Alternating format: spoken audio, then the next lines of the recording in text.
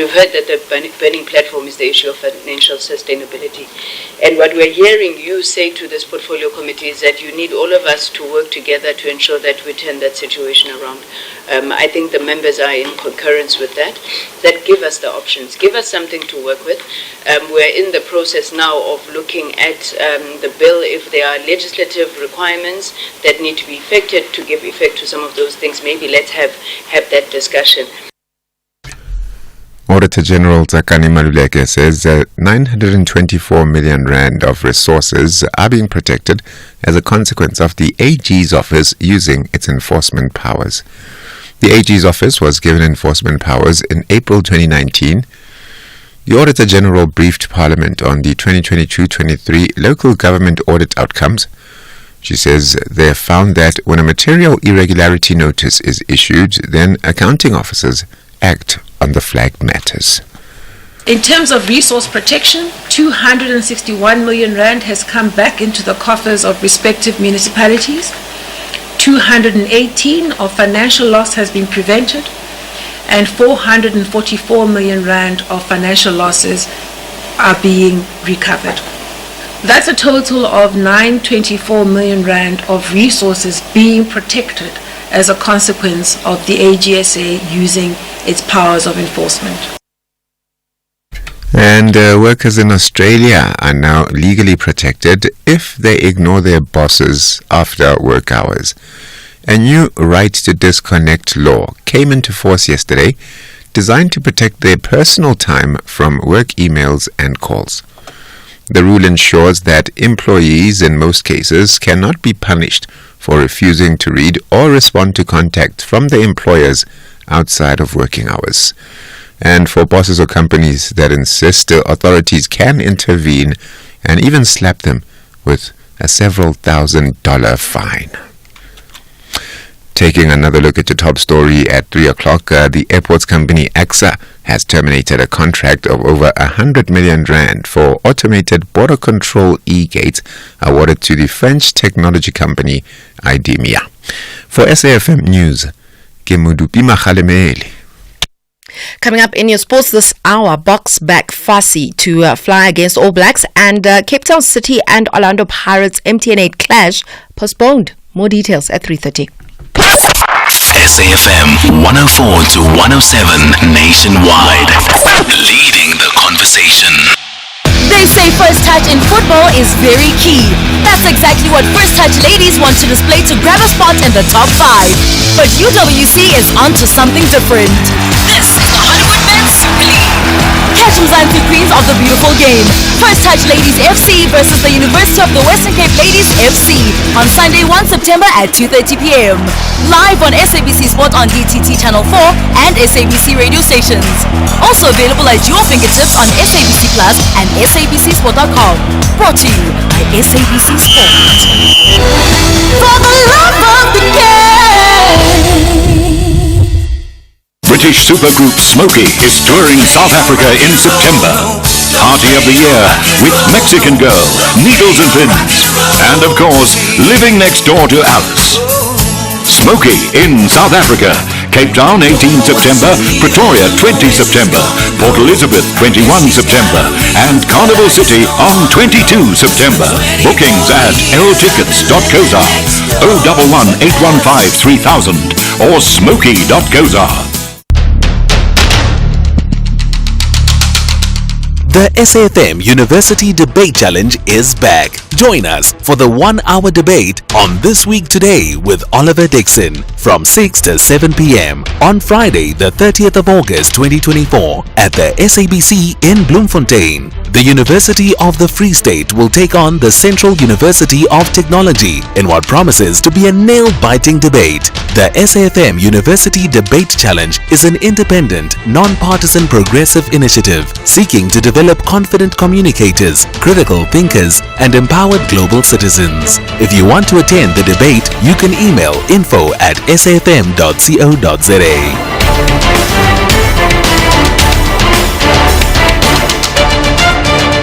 SAFM, leading the conversations that move us. SAFM is celebrating its 88th birthday, and what better way to celebrate than with you, our loyal listener. We will be giving away 8,800 to 10 lucky listeners during the month of August. To stand a chance of winning, stay tuned to SAFM and SMS the keyword SAFM88 followed by your name to 41391 and listen to the station throughout the day, where you could be selected as a winner. SMSs are charged at R1.50 per SMS. Free SMSs and SMS bundles do not apply. Happy birthday. Happy birthday. Happy birthday. Happy birthday.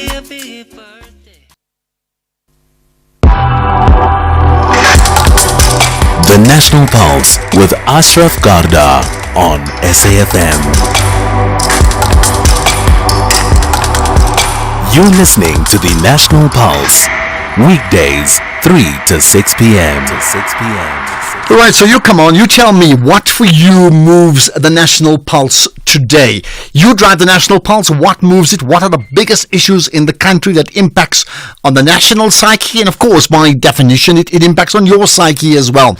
My name's Ashraf Garda. This is the National Pulse on SAFM. Welcome to the show. For the next 3 hours, we will be talking on, and you are obviously connected to the National Pulse by being exactly where you are. There's so much to talk about. We will talk about the crime stats. We'll also talk about the clean audits, or the lack of, maybe the dirty audits. Can I say that? We'll talk about that too. We'll also chat to an award-winning journalist from Al Jazeera who's in South Africa, reflecting on her time working the beat, in particular in the region of Gaza, in the Palestinian area, and that's Yumna Al Said. So looking forward to that conversation. But that's not all. There's just so much more, including some really fascinating, innovative ways about doing business, selling properties online. I haven't tried it. Perhaps the business people who are selling properties are going to do just that. First things first, we will talk about crime stats. Here, there, and everywhere. SAFM 105.1 FM in Johannesburg. Okay, I need to tell you this. Tune in to catch the rebirth of Mubango's new season on SABC2. Every Monday to Friday at 9 p.m. and experience the drama and excitement with new intriguing characters like Dr. Nonhlanhla Klimba, played by Leleti Khumalo, and the usuals, Azindiwe, and then Rendoni, Tiboho, and of course, you know that Khosi too. So it's a renaissance of new beginnings, love, secret, and betrayals. Remember, that's every Monday to Friday, 9 p.m. on SABC2. Ashraf Garda on SAFM. You often try and start a show and say, let's see if we can do something with like really, really good news. But then, being what we are, the National Pulse, we must reflect the mood of the nation. And in doing that, we have to talk about the latest stats numbers. Because the Statistician General released the results of the Victims of Crime report. So that's the key, the results, the Victims of Crime report. The report provides information about the dynamics of crime from households to individuals and many other factors as well, all in the period from 2023 to 2024. So we thought, okay, I can either talk about it or let's get someone who knows more than me about those numbers. So we have with us Risenga Maluleka, Statistician General, talking to us on the Victims of Crime survey. Good chatting to you as always, and thank you for connecting to the National Pulse. Ashraf, let me greet you and greet the SAFM listeners and say that when you said for the next 3 hours we'll be engaging, I was saying I'm in serious trouble today. The good thing is it's not you for the next 3 hours, but you can listen in. Still, be the listener for the next 3 hours, because there's so much that we will talk about. Well, of course, you certainly have got us engaged by talking about the Victims of Crime survey. So first of all, why was it necessary to do this survey in the first place? For starters, we have a responsibility as a country in our successive governments to fight crime, and even in the recent elections, almost every political party had raised an issue of fighting crime. And indeed, when you look at even before we had the government of national unity, all the plans of different political parties were brought together to include this issue. And it's part and parcel of our reporting to the United Nations in the SDGs. Okay, now having said that, let's leave it to you to highlight some key, and it sounds like it's a terrible word to use, but it's like appropriate, the key bullet points regarding the victims of crime. Let me mention that we have what we call crime statistics coming from the police, and that is only reported cases that the police have recorded. Whereas the victims of crime from our side, we go to households, and once we have interviewed them, we include crimes that haven't been reported to the police, but what households say that, or individuals say they have experienced. That is why we report on two fronts, one from the household level, as well as from from individual levels. So I'll give a good example. From households, we have what we call house breaking or burglary, where you may not be at home and someone comes in and breaks in, or home robbery, which is contact. But particularly look at theft of motor vehicle. It is at household side, whereas at individual, if you happen to be moving in on the road, it's no longer theft of motor vehicle, it's hijacking. So in the event it's stolen while it's parked, we'll put it on the side of households. But if it's hijacked, it will go to individuals. I understand that, yeah. So perhaps just for now, I mean, maybe here's the one issue that everybody needs an answer to. You know, how safe are we living in South Africa? For starters, it's let's look at what members of the public are saying. From around 2019-2020, individuals who felt safe walking alone in their neighborhood were 86.6%.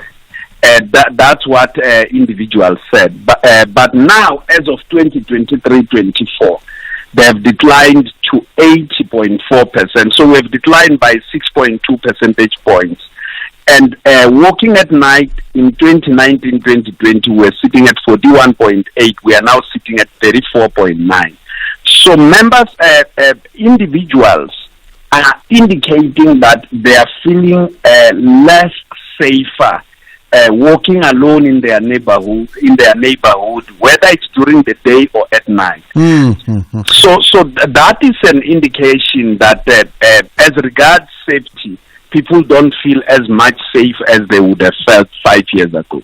You know, I'm being rather cynical when 34% of people say they feel safe walking at night, which is down from 41%. I'm suggesting, sadly so, as someone who loves my country, that 34% is a very, very high number of people who feel safe walking at night in South Africa. I'm just putting that point out there because somehow it puzzles me. Right, let's move on to some of the other issues. Do the numbers tell us about what are the drivers of crime? Well, we don't ask what are the drivers of crime because victims will not necessarily know when we ask them, why did someone attack you? And we can't speculate. So that one we haven't captured in terms of drivers of crime. I understand. But we only capture it from what the victims are telling us. Okay, what else have they told you that you'd like to share? One of the things that from a household point, all crimes have increased between in the last 12 months. Particularly, we see the largest experience of crimes at household level is house breaking or burglary, where there's no contact or where there's nobody at home. It's sitting at 1.13 million, so just 1.1 million. But another thing is most people, about 46% of individuals, reported that they knew the person or the perpetrator of assault. If the crime happened to be assault, they knew the perpetrator. And in terms of females, it was 33.6%. It was the spouse or intimate partner, as opposed to males where it was less than 1%. Okay, I mean that alone is an issue, because it tells you that the biggest cause of crime in terms of people to keep an eye on are people that you're actually familiar with, that you've probably even had in your homes, well, certainly with spouses, but others that you've had some sort of interaction that you could even call your friend at some level or the other, right? Any other points that you'd like to share? Well, there's one area which, of course, we are not able to indicate the trends of moving forward. It's what we call psychological crime, where people have indicated that they have been bullied, they have been insulted, but this is non-contact crime. It could be on the phone, it could be by way of text or something. This is a new measure that we have brought in, and we will continue to monitor it. But we have seen that it was highest in the Northern Cape, followed by the Free State, and it was lowest in KwaZulu-Natal and Limpopo. Okay, just the last thing, and hopefully you have it. I mean, have you done a survey on the emotional impact of crime on families, and then the cost to families, not just emotionally, but in terms of a way to measure financial costs long term? No, we haven't measured that. We haven't asked that. But one thing that we have asked is whether people are receiving counseling for any sort of crimes they have experienced. Let me take, for example, street robbery. People who have sought counseling are 3.6%. 96.4% didn't seek counseling. But we see with sexual offenses, in terms of requiring medical attention, it's 100%. And indeed, in terms of seeking counseling, it's 34.7%. So you can see that sexual offenses, there's a destigmatization in terms of seeking medical attention. However, the number of those who go and seek counseling is still sitting at about 35%. Okay, I mean, some things that come through for me which suggest that from the sexual offences, that maybe they're getting the medical treatment because of the sheer desperation and the impact that it's now had on their health, where whether they like it or not, they can't avoid some form of medical treatment. And the counselling, maybe 34%, is still pretty low if you look at what we think we're talking about here, right? The other one, I mean, the 96% no counselling whatsoever for typical robberies suggests they don't have access, or it's costing too much, and maybe there's something government needs to step in. I'm not expecting you to comment on that as the Statistician General. It's an issue that we will certainly bring up throughout the rest of this show, because we did say the National Pulse connects us to the nation for 3 hours, including yourself. So thank you for your time. Much appreciated. Risenga Maluleke, Statistician General of South Africa. There we are. We have those numbers about the impact of crime on you, on your family, in your lives. It does not make good reading. It doesn't make good sounding. It certainly does get, and it should get, your pulse rate boiling. Absolutely, isn't it? Every day our children are exposed to relentless marketing of unhealthy foods where they live, learn and play. This aggressive marketing of unhealthy foods to children can shape their eating habits and food preferences for the rest of their lives. I'm your host, Crystal Audison. Is big food stalking our children? Watch Chew on This on healer.org. Think bigger than just a banking partner. Think a team of specialized experts supporting you to make better financial decisions to enable your growth aspirations. Think a strategic partnership providing indispensable advice to help you make the right moves. Think bigger. Think Nedbank Commercial Banking. For more information, visit nedbank.co.za. See money differently. Nedbank. We're a licensed FSP and registered credit provider. Catch me, Bonang Mateba, on a fresh reality series that showcases the business behind being a business. Get to experience an intimate look at my life with family, personal growth, and my mission to uplift young women. Jet with me as we prepare to crown a lucky chaser. Be grounded, be entertained, and be dazzled. Monday, 6 p.m. on S3 is a date with you and B. Catch Bedazzled by Bonang on S3 every Monday at 6 p.m. The National Pulse with Ashraf Garda.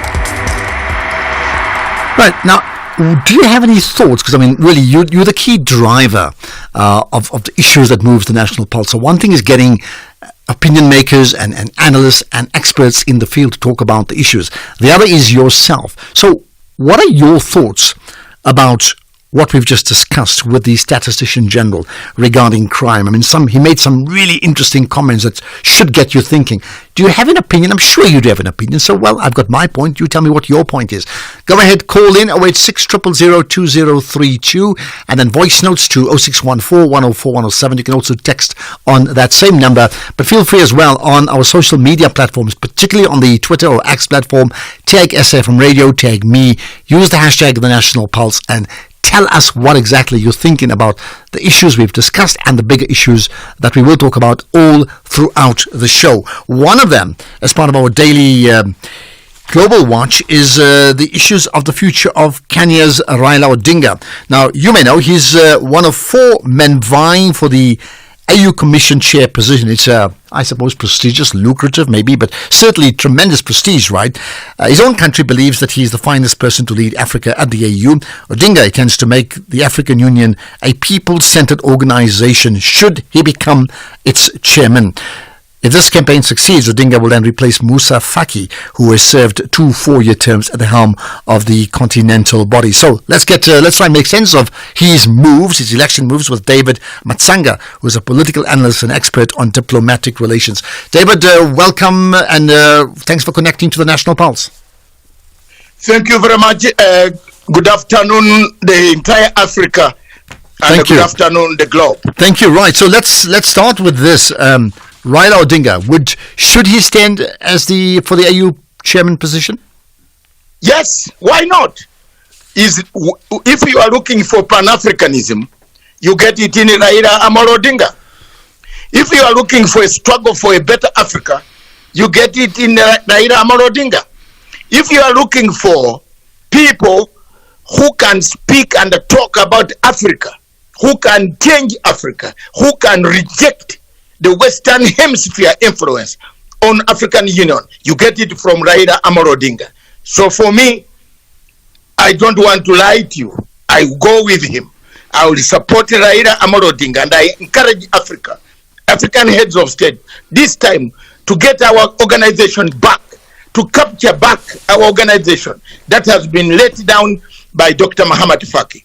What then are the qualities that he brings to the AU that so impresses you?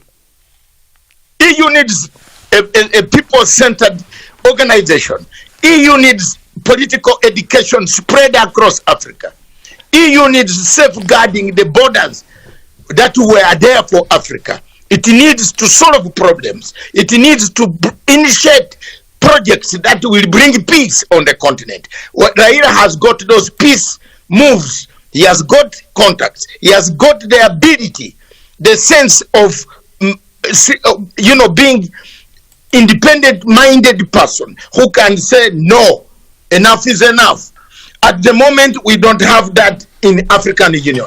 We are lost in a forest, yet we have everything that we need in Africa. We have gone for promises, promises, promises. Raila will change. Raila will make it an African center of attraction. If you look at the rest of the candidates, they have been supported by countries outside Africa.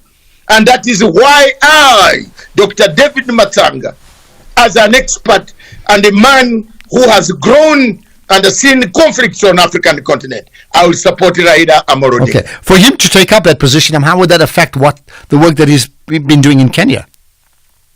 I think he has to leave. He can't now be working for Kenya alone. He works for the whole Africa.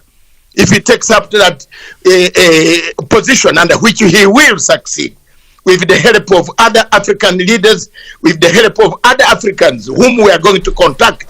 You see, the problem why Africa has got all these problems is that we go to these people, we beg them for help instead of begging our fellow African countries, opening the borders, having trade, having protocols signed, This would help Africa instead of us. We have enough resources in Africa. All right, my now brother. I hear you, but again, the critics may say, hold it, we're talking about a person who has been presiding over his own country. We're talking about Kenya, which is as recently as a few months ago, there's been massive street protests in that country, and therefore many would associate him with, in fact, festering chaos in that nation. How does that?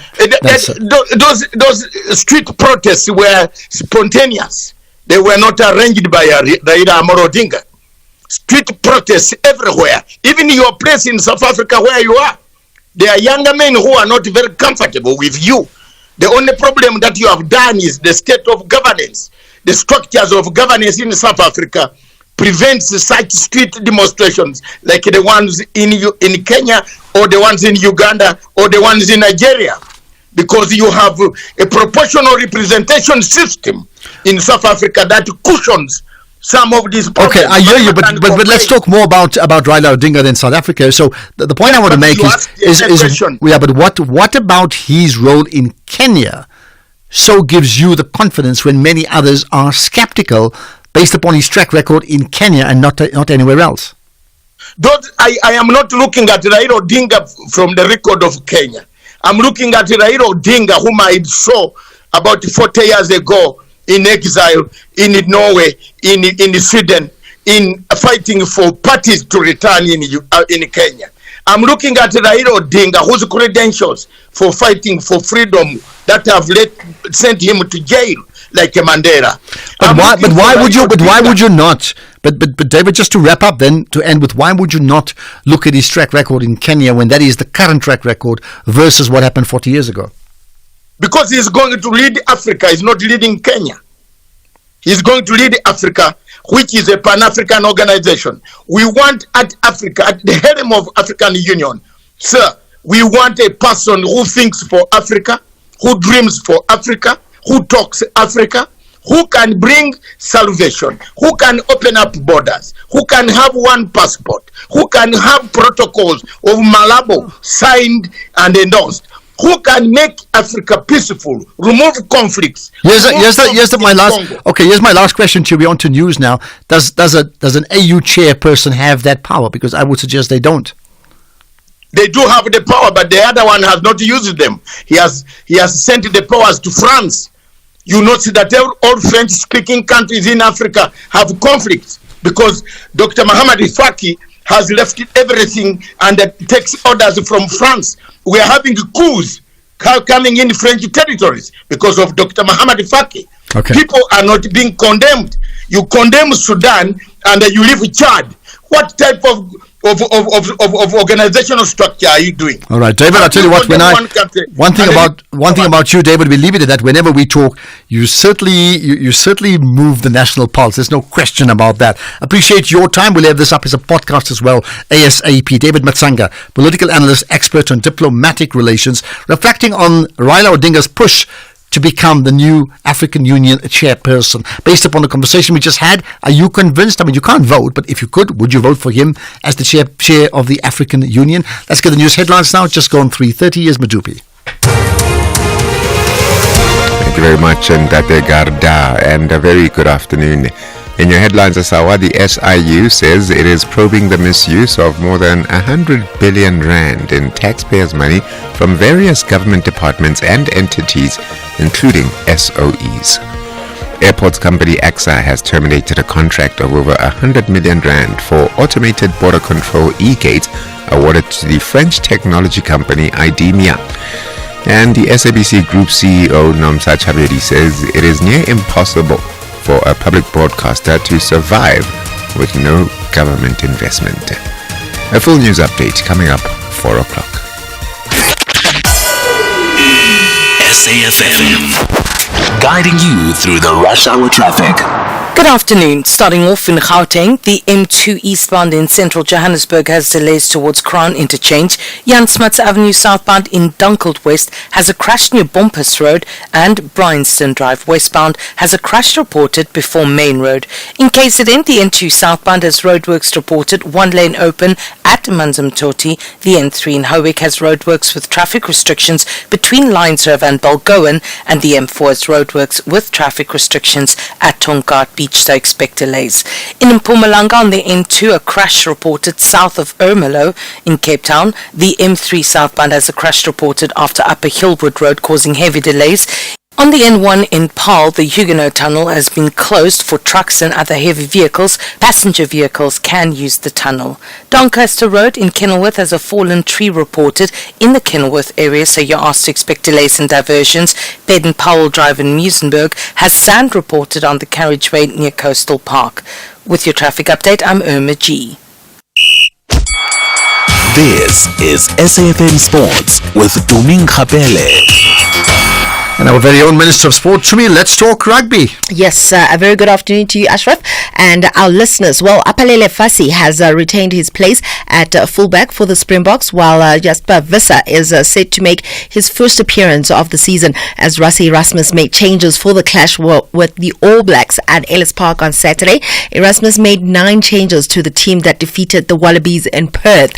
Visser is back from suspension, while Peter Steph du Toit and Ruan Norkia are pairing in the second row as a result of injuries to 6 other locks for the first of the 2 tests against the All Blacks in South Africa. In terms of injury, I did mention some yesterday. Eben Etzebeth and Salman Murat miss out from the Brisbane combination.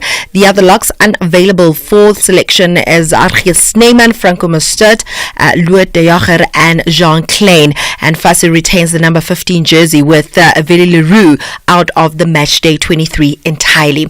In football, the MTN 8 semi-final first leg between Cape Town City and Orlando Pirates has been postponed due to the extreme weather conditions in Cape Town. The match has been rescheduled to tomorrow, and instead of 7, like today it was going to be at 7, it will kick off at 6 p.m. Strong winds and rain is forecasted for this evening, which has caused the Premier Soccer League to decide on postponing the match.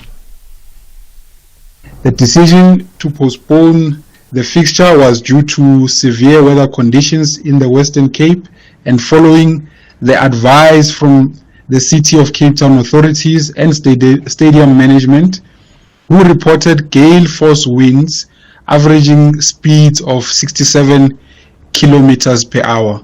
The adverse weather has led to collapsed buildings, blocked roads due to fallen trees, and impacted on stadium facilities such as perimeter boards and so on.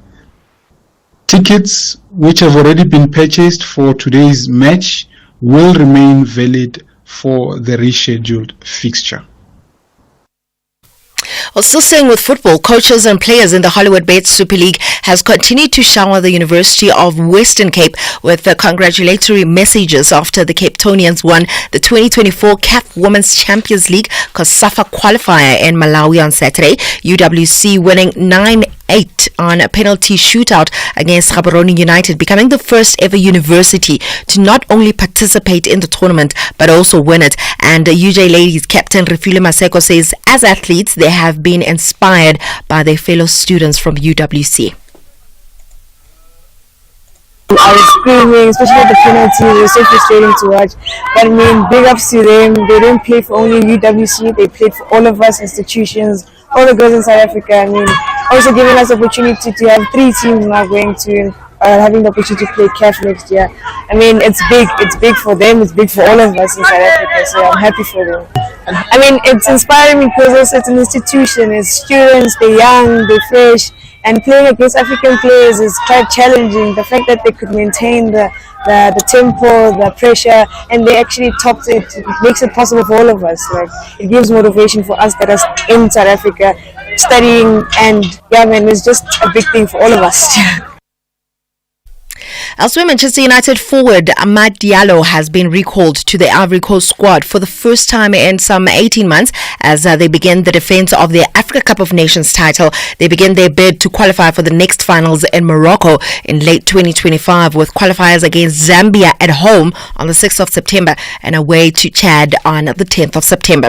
On to tennis, Aryna Sabalenka opened her US Open campaign with a 6-3, 6-3 win over qualifier Praskila Hahn, with the Belarusian fighting hard for every point in a dominant performance to wrap up the opening night action at Louis Armstrong Stadium. Sabalenka fired off 27 winners to set up a win with a meeting with Italian Lucia Bronzetti in the second round. On the note, this is a wrap from my side for now. I'll have more in the next hour.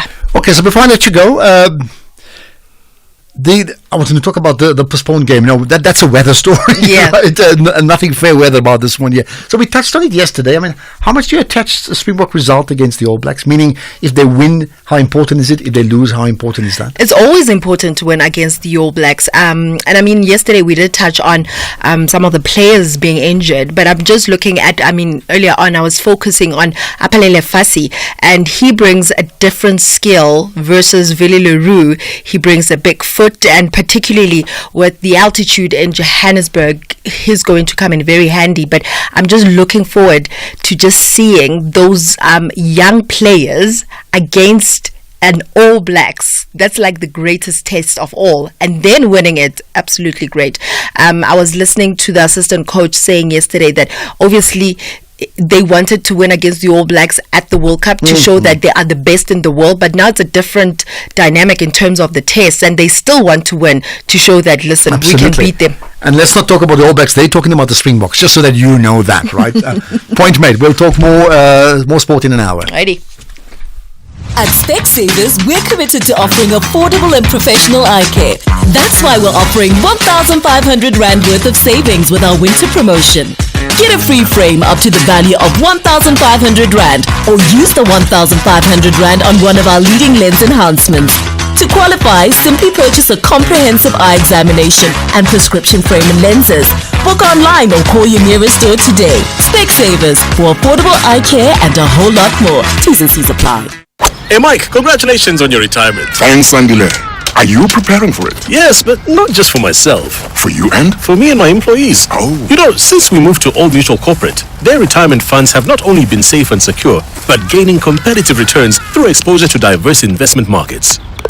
Impressive. Visit oldmutual.co.za/employee benefits and go from questions to solutions for your employees with Old Mutual Corporate. Old Mutual Life Assurance Company SA Limited is a licensed FSP and life insurer. T's and C's apply.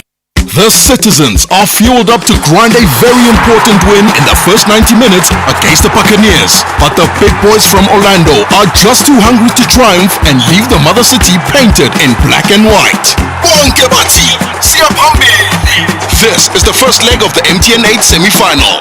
Wafa Wafa. Cape Town City FC battles it out with Orlando Pirates on Tuesday, 27 August at 7 p.m. Live on SABC Sport on DTT Channel 4, SABC 3 and SABC radio stations. Also available at your fingertips on SABC Plus and SABCSport.com. Proudly brought to you by SABC Sport. For the love of the game.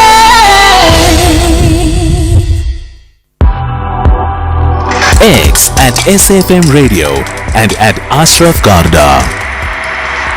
As always, ask for your opinions. I'd love you to engage with me. You can call in. You can post on social media, particularly the X or Twitter platform, anytime.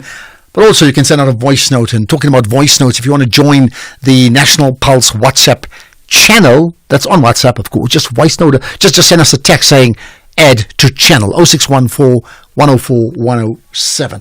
Right, here's a thought about Raila Odinga. Good afternoon, Ashraf and the listeners. Yes, I will vote for him. He is fighting for Africa. Africa is us, especially we as black people. We are suffering in our own country. Thanks, Ashraf. Okay, got that. Here's another. Ashraf, this guy, when he say like open borders and so on, and Raila Odinga is a better guy to open in you know, like maybe to rejecting the Western and so on and so on and so on. Once he's talking about the open borders, he's just talking about South Africa, no other countries. They just need South Africa only. I mean, he's just like maybe campaigning for his people to come into South Africa. That's all. Everyone in Africa just want to come in South Africa, and they just complain about the borders. The moment they say the borders are open, everyone will be in South Africa. I'm telling you, even maybe their president. You saying even the president of Kenya would come to South Africa and come and live here? I don't know about that, okay? But I mean, I do agree with you. I think in this world, at this time, to say open the borders to everybody, no borders, I really think it's rather naive. I wonder if you have another view on that, right? Let's get another call to Limpopo. We go, Tuli, hi. Hey, Baba, how are you? Yeah, very good indeed. Right, go ahead. What's your point? Actually, I don't want to comment on this Raila Odinga issue. I want to talk about something very serious. Go ahead. I too do have a fraudulent South African ID, just like the mother of this contestant for this girl who was taken out of SA competition. Sorry, who's got a fraudulent ID? Me. Wait, you've got a fraudulent ID? I've been reporting it since 2011. Every time I report it, I get arrested for it. It was given for me as compensation to keep quiet. All right, I'm just trying. Let me. This is important that you're saying. Hold it. Let me understand this. You're born in South Africa. You're not born in South Africa. No, I'm in Zimbabwe. Okay, so you're living in South Africa. You have a South African ID document. Yes, that was given to me as compensation. Compensation by whom? And for who? The nurses, the police. I've been reporting it. Even I'm actually the lady who did phone sometime last year in October, reporting that Onita Mukwena, the immigration officer, it never took my passport. So I did report the issue to her boss, Mashingwane, by WhatsApp. I sent him WhatsApp. I did report it to in Groblersdal, Semu Muremi. I went in 2015, I think, to the immigration officer, Vuyaya, in Groblersdal that time to report the issue, because the father of my children doesn't seem to have a problem with my children using other people's names. All right, I'm going to push you. I'm going to push you because we're just out of time, and I think I'm going to get Keys to make a note of your number, and we need to follow up with you properly. But here's the last thing, just for the moment, okay? Are you suggesting that in holding a fraudulent South African ID, in fact, you yourself are party to committing a fraud? Is that what you're telling me? For me to call in and to say this on air is because I failed to report this thing. It has destroyed my life. I've lost everything. Police know about it. They are terrorizing me, blackmailing me, using that thing. I've had enough. If I have committed a crime also, I want to be arrested. Just with all my friends, even the social workers. I'm from the social workers from SASA here in Nebo to speak to the social worker, Pauline. Because when I was arrested for passport in October, she came to see me in hospital, and I told her about this thing of fraudulent. She did not report it. All right, let me do this. I mean, I think it's such an issue that we need to follow up with you properly, right? So I'm going to get Temba and Keys to connect with you, and let's see. We've got your story. Let's see if we can develop that story further by getting checks and balances, and then maybe finding for you what is the resolution for you, because I don't quite understand the bottom line to this. But I hear you, and it's very, very complex. And thanks for being brave enough to come on the National Pulse. We call the show the National Pulse because what you say, what you do is a complete reflection of the pulse rate of South Africa, and you've just proved the point. So, Tuli, thank you for that. Much appreciated. Keys will talk to you. He'll get your number. We'll follow up with you. All right? Thank you. Phew. That one has certainly got me thinking. I'm rather puzzled. I get a sense, as I'm puzzled, you are as puzzled as I am. And what do you make of that conversation, like even in the moment now? I understand there's lots of checks and balances we have to follow through. But right now, I'm just thinking, like she's saying, I have a fraudulent ID document. I don't mind being arrested. I'm just telling you about it. Like, yeah, I'm rather thrown by that. But we will pick up that conversation by chatting to her and others. I can tell you now, ASAP. ASAP. What we will do before we get to ASAP, that means right now, is chat to Yumna Al-Said, who's a journalist, reporter for Al Jazeera English, and she's in South Africa. We talk to her for the next 15 minutes. Catch the Tastemaster Junior this Tuesday evening at 7 on SABC2 as the top 8 take on a new challenge. This week, they delve into the world of social media and learn what it takes for a recipe video to go viral online. Working together, they must create their own unique version of a famous social media bake. That's the Tastemaster Junior this Tuesday at 7, repeat Wednesdays at 1 and Sundays at 4 p.m. only on SABC2.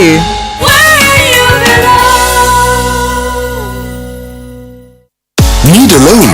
Pay for what you need when you need it with a personal loan from Nedbank.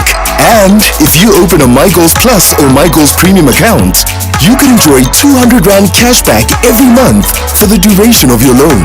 That's 200 Rand every month to buy extra groceries or save for a rainy day.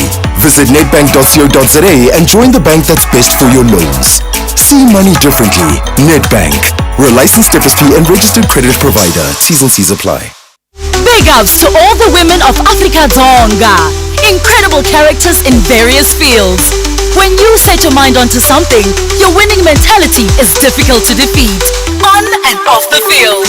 Your excellence in the world of sport speaks volumes. You are the great inspiration to the nation.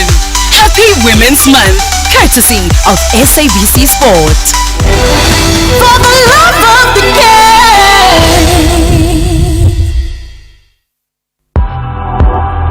The National Pulse with Ashraf Garda. Weekdays, 3 to 6 p.m.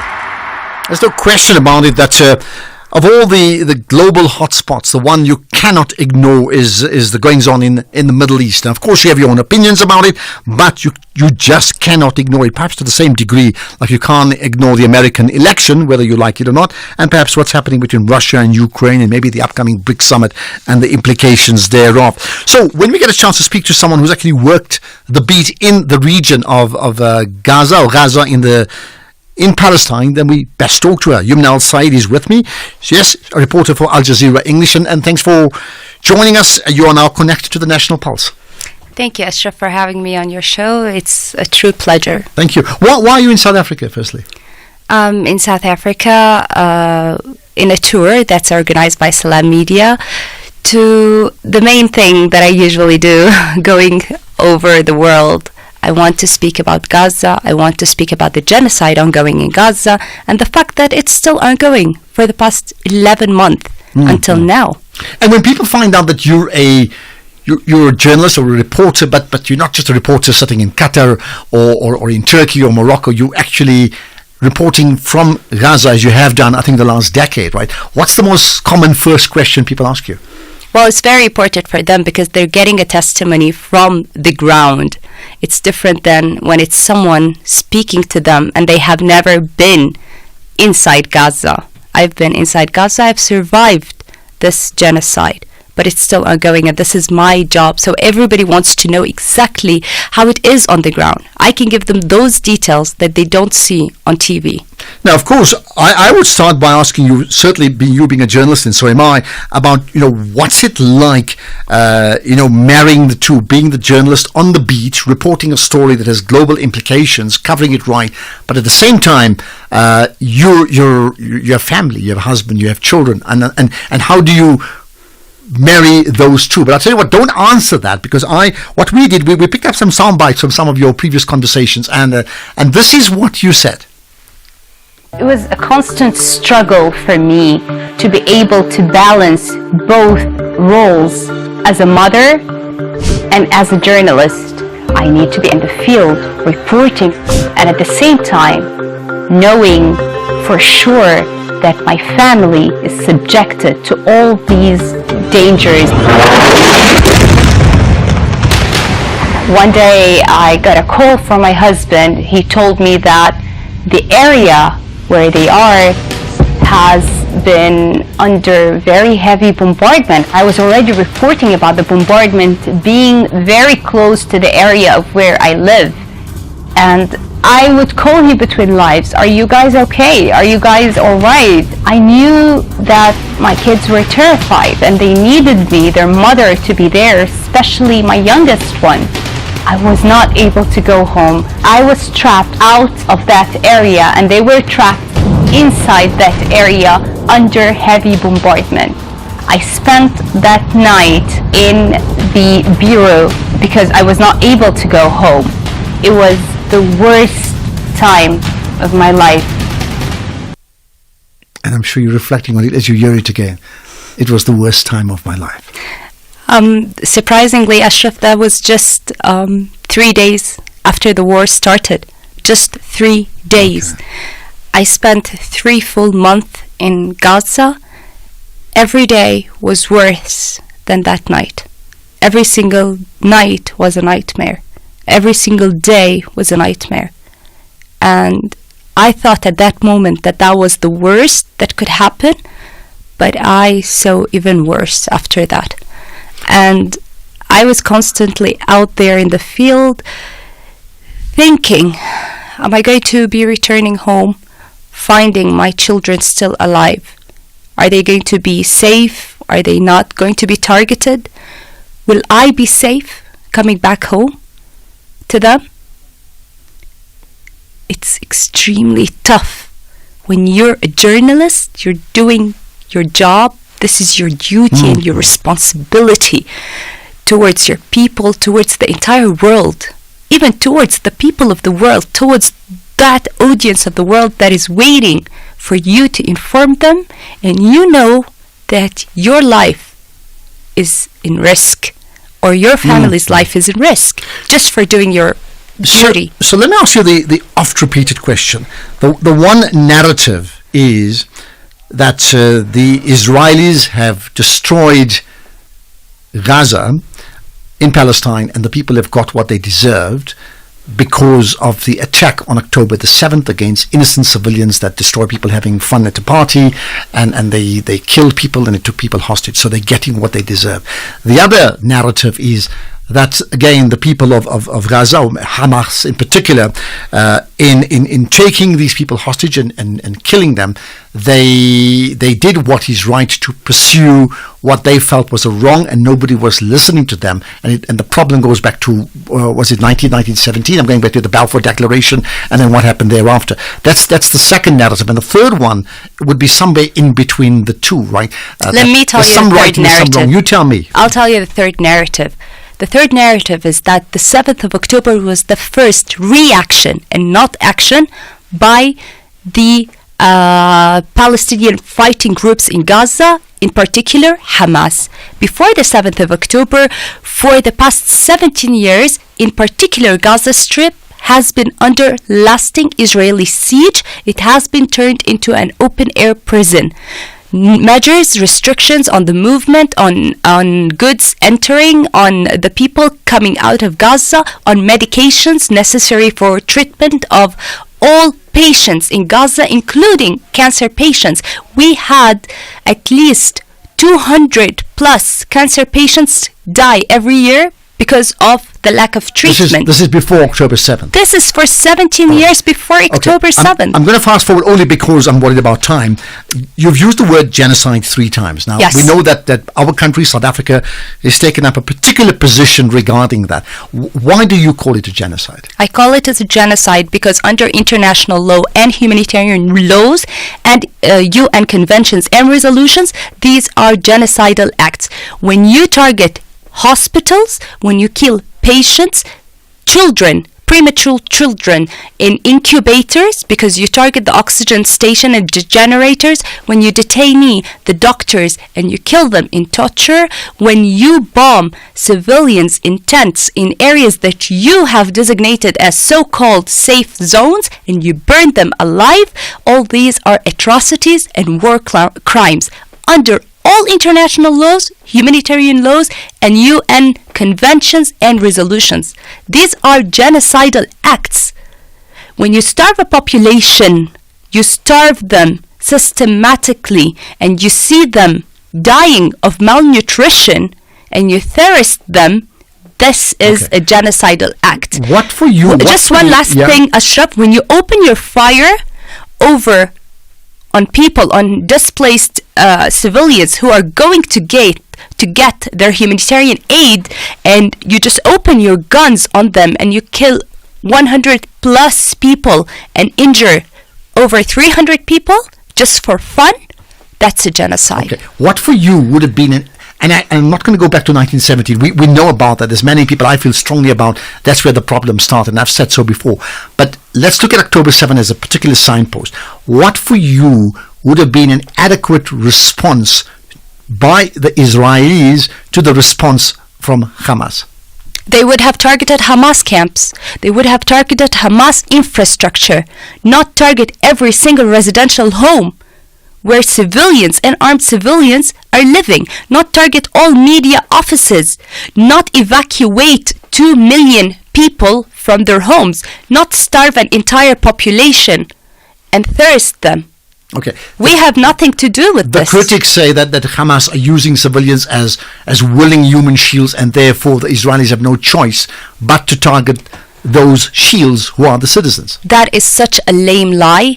And every single person saying that, they know that for sure, because you see on TV and they see on their screens where these tents are being installed. These tents are being installed in empty areas where it's not even a residential area.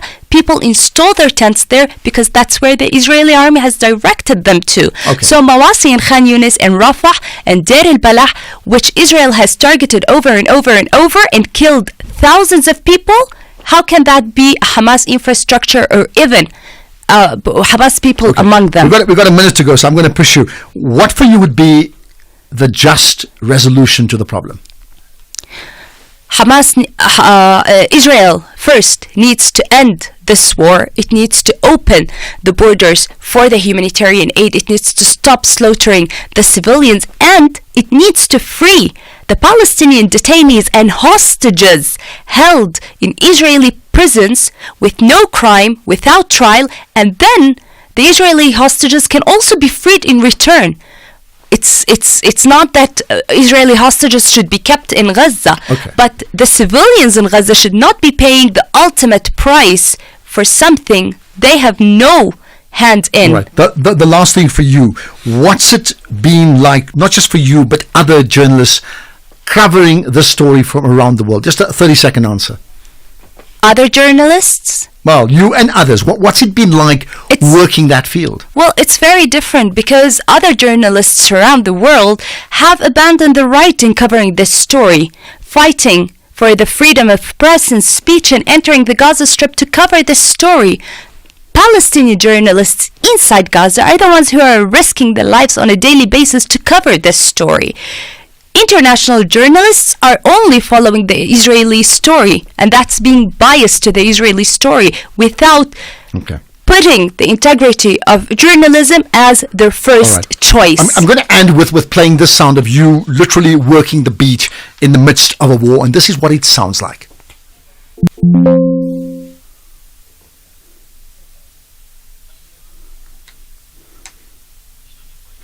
Okay, we're on to news time. I need to get this out very, very quickly, just as we wrap up. I think Patrick's giving me the signs up. Okay, let's do that. And he said, I can't answer you on which route you would take, but Main Street could be relatively safer. You should find out which one yourself, but you need to move now. So my husband asked him, should we make this journey now? Yumna, if you are able to, tell us what you are hearing now. These are bombardments just around our neighborhood. You can hear how loud they are. Our building is literally shaking now. We can see a black smoke everywhere from the window. So these airstrikes, by the way, have been going for a while now, extensively in the area of Gaza City. I don't even know where exactly they are, as I see smoke from more than one direction. Are the apartments full of people? There are 6 families more that have returned to their apartments in my building, so we're 7 families altogether. Some of the families have their relatives with them as well. So we'll leave it at that. Yumna, just one word to describe that, just one word. The worst feeling that you can feel as a parent, that you're a threat to the lives of the most beloved people and the most precious in your life, your children and your family. And that's where we leave it. Yumna Al-Said, who is a journalist with Al Jazeera. You can follow her, Al Jazeera English, in fact, follow on all social media platforms. We'll have a podcast of this up ASAP. Appreciate your time. Thank you so much. Let's get the news now. It's 4 o'clock.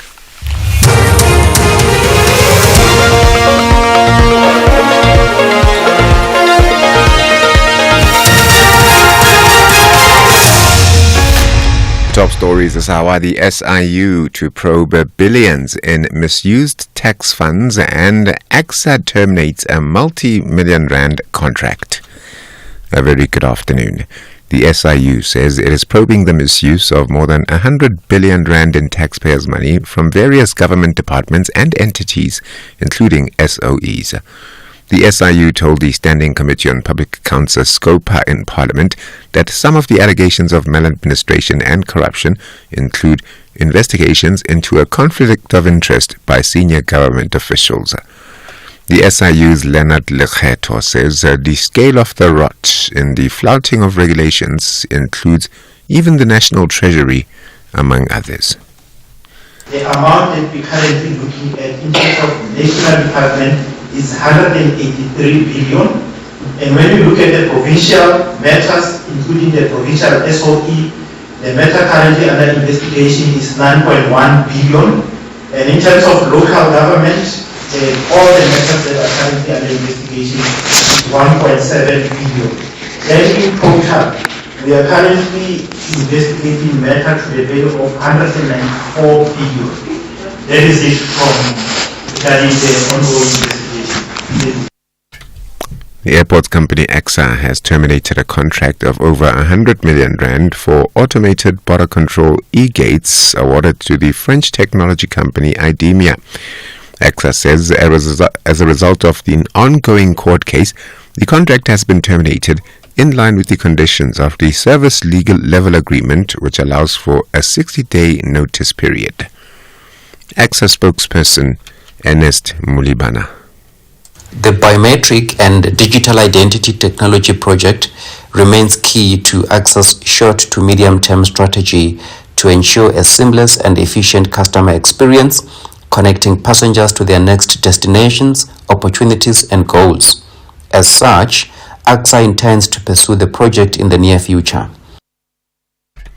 SABC Group CEO Nomsa Chabedi says it is near impossible for a public broadcaster to survive with no government intervention. She briefed Parliament on the broadcaster's 5-year turnaround plan.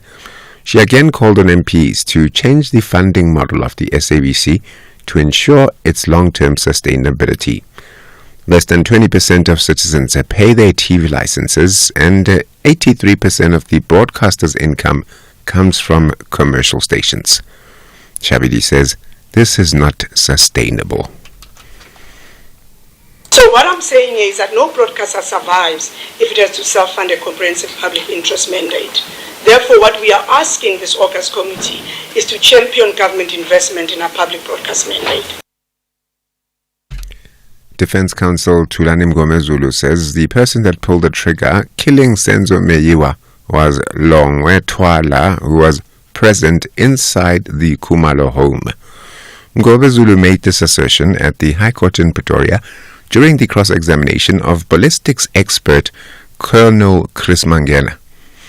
Mngomezulu says one of the firearms that was sent for analysis belonged to musician Chico Twala, who is the father of Longwe.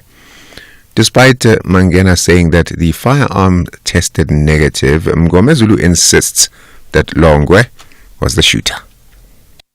But what can associate Chico Twala with the testing of that firearm is the presence of Longwe at the crime scene when Senzo was shot. Chico is the father to Longwe. And there's a theory that I'm going to prove it later on, that Longwe is the one who fired a shot to Senzo. Malot, I cannot comment on that one because, as I said, this is not the only firearm that I have sent for analysis or to compare with this bullet. There's other firearms that I have compared with this, and they were all negative with the bullet. And Spain's health ministry says it'll donate 500,000 Mpox vaccine doses to combat an outbreak of the disease in Africa. Spain has notified the European Commission that it'll donate 20% of its stock of the vaccines, which would provide 500,000 doses. The World Health Organization has declared Mpox a global public health emergency after an outbreak in the DRC spread to neighboring nations, and a new form of the virus triggered concerns about the speed of transmission. The top story this hour, the SIU says it is probing the misuse of more than 100 billion rand in taxpayers' money from various government departments and entities, including SOEs. For SAFM News, Kemudupi Makhalemele. In sports this hour, 2 million Paris Paralympic tickets sold and England named Smith and Heath in T20 World Cup squad. More details at 4:30. SAFM, guiding you through the rush hour traffic. Good afternoon. Starting off in Gauteng, Malibongwe Drive westbound in North Riding has a crash reported near Capitol Road. Bryanston Drive westbound has a crash before Main Road, and the M1 southbound in central Johannesburg is slow moving towards Crown Interchange. In KZN, the M7 has roadworks reported with traffic restrictions towards the Bel Air Road Wakesley Road junction, and Bel Air Road has roadworks with traffic restrictions near the Chief Albert Luthuli Hospital. In Mpumalanga on the N2, there's a crash south of Ermelo reported. In the Free State, the N3 northbound has a veld fire reported with smoke affecting visibility at Warden, so please approach with caution.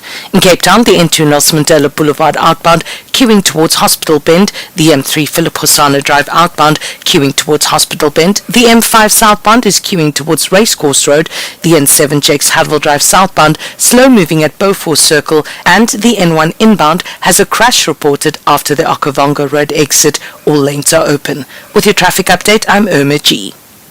Upgrade your TV game with the SABC TV License Rewards. It's your golden ticket to VIP treatment. Imagine signing up at sabctvlicenserewards.co.za, breezing through a few steps, and bam! Instant reward, just for being you. Plus, pocket up to 500 Rand back. That's the cherry on top. But wait, it's not just about the cash. We're talking about sweet deals and epic rewards. Think discounts on all your favorite things, from shopping to travel and entertainment. Your payment unlocks a world of fun. So, why wait? Dive into the excitement. Join the SABC's TV License Rewards at sabctvlicenserewards.co.za. Hit those buttons and watch your TV experience level up. T's and C's apply. Remember, TV license fees aren't just payments, they make a difference. The citizens are fueled up to grind a very important win in the first 90 minutes against the Buccaneers. But the big boys from Orlando are just too hungry to triumph and leave the mother city painted in black and white. This is the first leg of the MTN 8 semi-final. Wafa Wafa! Cape Town City FC battles it out with Orlando Pirates on Tuesday, 27 August at 7 p.m. Live on SABC Sport on DTT Channel 4, SABC 3 and SABC radio stations. Also available at your fingertips on SABC Plus and SABCSport.com. Proudly brought to you by SABC Sport. For the love of the game.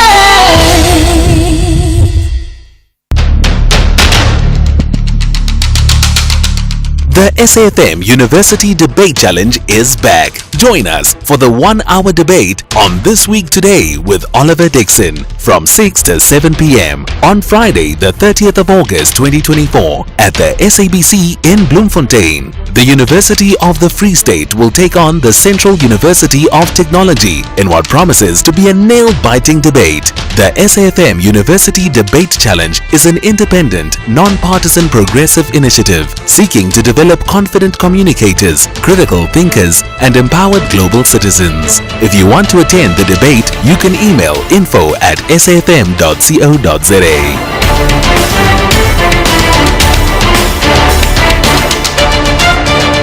SAFM, leading the conversations that move us. SAFM is celebrating its 88th birthday, and what better way to celebrate than with you, our loyal listener. We will be giving away 8,800 to 10 lucky listeners during the month of August.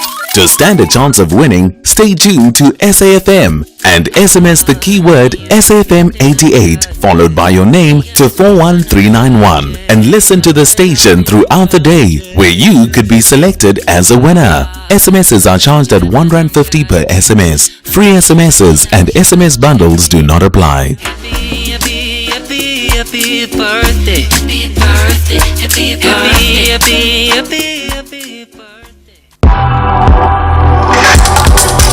The National Pulse with Ashraf Garda on SAFM. You're listening to the National Pulse. Weekdays 3 to 6 p.m.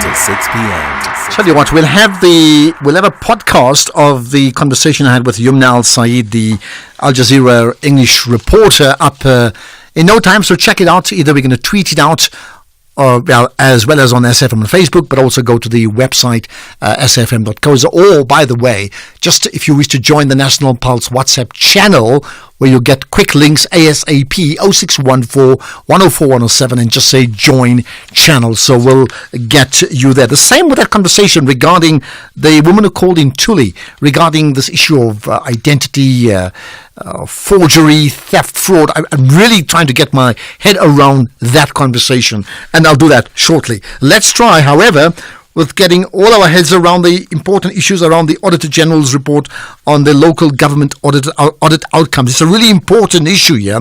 So with me is Tsakane Maluleke, who is the Auditor General. Appreciate your time, and thanks for connecting to the National Pulse. Thank you very much for having me. Good afternoon to you, Ashraf, and to your listeners. Thank you. So you had this important responsibility of delivering your AG report regarding municipalities. Give us the headline act of that. Thank you so much. The headline is that for the year ended June 2023, which is the first full year under the leadership of this current administration, the audit outcomes are not moving forward. In fact, we've seen a regression in the number of clean audits, only 38 clean audits. When this administration took over, there were 41 clean audits. The 34 clean audits include 20 that are in the Western Cape, and the rest dotted across a number of different provinces. There are 3 provinces that don't have a clean audit at all. What we're seeing is that there are far too many municipalities that, yes, get the debits and credits right for publishing purposes and therefore get an unqualified audit opinion, but have got a number of problems with performance information, which is service delivery information, as well as with compliance, which means operating within the rule of law. And many of these tend to stay in that category and not move towards the clean audit category. And this category of unqualified with findings includes some significant municipalities in terms of size, scale, and impact on communities and the economy. The metros, for example. Out of the 8 metros, only 1 clean audit, which is the city of Cape Town, and the other municipalities are unqualified with findings, and you even have 3 that have got qualified with findings, meaning that they can't even get their debits and credits right. Okay. Yeah. And this is out of, we'll talk about the good in a second. So that's out of what? 257 municipalities, right? So 30, did you say 38 has got clean audits out of 257? Is that right? 34 out of 257, all right. Correct. Help us understand this in terms of the language, okay? What is a clean audit? A clean audit is an outcome that is granted to a municipality that can account for its finances, so they can demonstrate that their debits and credits are correct and that the financial statements are credible, right? 2, they can account for how they've delivered services, what it is they've done with the resources in their hands, and at least they can report transparently. It doesn't mean they've done everything, it doesn't mean they've reached all their targets, but at least they are transparent and they can prove what it is they say they've done. The third aspect of a clean audit is about compliance with key laws and regulations. Simply put, it is making sure that in actually spending public funds, the municipality is able to comply with the rules and the prescripts that govern how that money should be spent. Much of it relates to procurement. making sure that you procure within the provisions of the law. So that's a clean audit. I If they understand. don't have problems in any of those. All right, let's get to the opposite of a clean audit. What is is that a dirty audit? Perhaps you can tell me what's the technical and what are the implications of that when a municipality or an organization in corporate governance is unable to deliver a clean audit. Then what are they tagged? I'm calling it dirty audit, but what are they tagged and what are the implications? Yeah. So other than these 34 I've spoken about, the rest of the municipalities across the country were not able to deploy their funds in accordance with the rules of the game. They flouted procurement prescripts. They don't have basic controls to ensure that when they procure goods and services, they're doing so in a manner that's consistent with what the law says. The second part of the problem is that they're unable to confirm for us what it is they say they've achieved. So if they, for example, are said to have fixed 10,000 potholes, just by way of example, they can't prove to us how they got to that number. So we can't tell you whether you, as the user of their report, can confidently assess their performance, which is a critical part. So when we say clean audit, at least they've done those basics. Everyone else has a problem with compliance and has a problem with service delivery information. Okay, so therefore, in terms of your findings as the Auditor General, then, do you then provide let's call it an analysis besides the hard numbers that you've just shared, and then do you provide a way forward or a damning summary or great praise where it's warranted as part of your report? Yes, absolutely. So we do give great praise to the ones that have clean audits. In fact, we've gone beyond the numbers and assessed what they're doing with the money. We can go and check whether they're using the grants that they're given for infrastructure properly. We've gone to look at their infrastructure projects to see that if they say they're maintaining an infrastructure asset, they're doing so.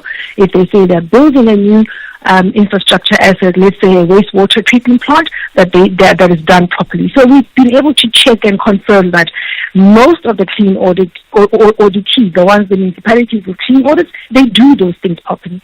What we've also done is we're able to give insight on what happens at the ones that have got unqualified findings, the ones that are in the yellow zone.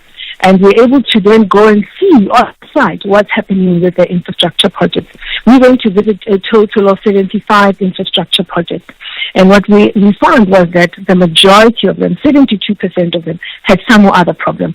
Either the quality was bad, or the project was delayed, or the project was not completed but not handed over. Why that's important is that it tells you that the quality of spending infrastructure grants is really poor in the majority of municipalities. So it's one thing to theorize about technical accounting stuff, but we're able to demonstrate and give proper insight on what really happens when the rubber hits the road in terms of how municipalities function.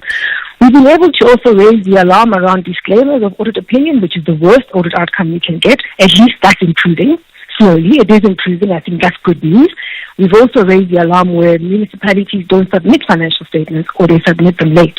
You know, there are some municipalities in the country that keep getting away with not submitting financial statements to begin with. At least that's starting to move in the right direction. The crazy thing, that we're talking about, none of these things are little, school clubs or a Wednesday book reading club or something like that. These are fully fledged municipalities committing to this. The point I want to make is, can we then draw a complete relation between their inability to deliver a clean audit and therefore their impact on service delivery in that region? Absolutely. I'm not saying that things will always be perfect. Maybe once in a while you struggle with some or other issue, but if you are sitting in an unqualified zone with findings year on year on year, then there's something wrong. Let me give you an example of the type of municipalities that have an unqualified audit opinion. eThekwini. You and I have been listening and reading about the problems in eThekwini, and those who live there live with those real service delivery challenges. eThekwini has an unqualified opinion. They can get the debits and credits right, but then service delivery is an issue. If you look at the city of Johannesburg, same issues, right? There's a big service delivery gap, and you can often locate that at the inability to do the basics of planning for performance, monitoring performance, and making sure that the execution of service delivery functions and infrastructure maintenance projects is done. don't do that, you end up with degradation of infrastructure, you end up with growing service delivery gaps. Here's a quick question. We've only got like 10 seconds to answer this one. I think you've been quoted as saying, political appointments has a huge impact on municipalities' ability or inability to deliver, not just audits, but certainly service delivery. Do you stand by that? I do indeed. If you look at the law, municipalities have got councils, and those councillors are in the large political representatives, and they have major responsibilities. Let me leave it at that. Thank you so much for your time. Much appreciated. Lots to come out of that conversation. In August, we celebrate our amazing women farmers who nourish and clothe our nation. Farmers and researchers and academia can work closely. Catch Living Land on Sundays at 11 a.m. on SABC2.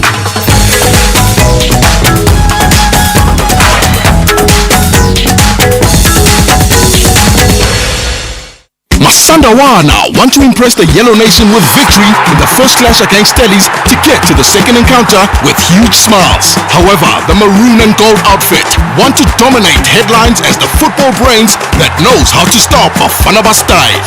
This is the first leg of the MTN 8 semi-final.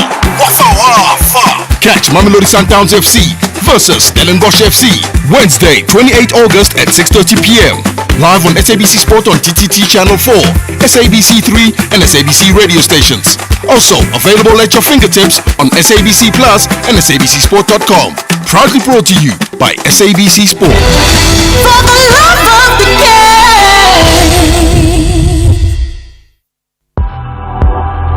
X at SFM Radio and at Ashraf Garda.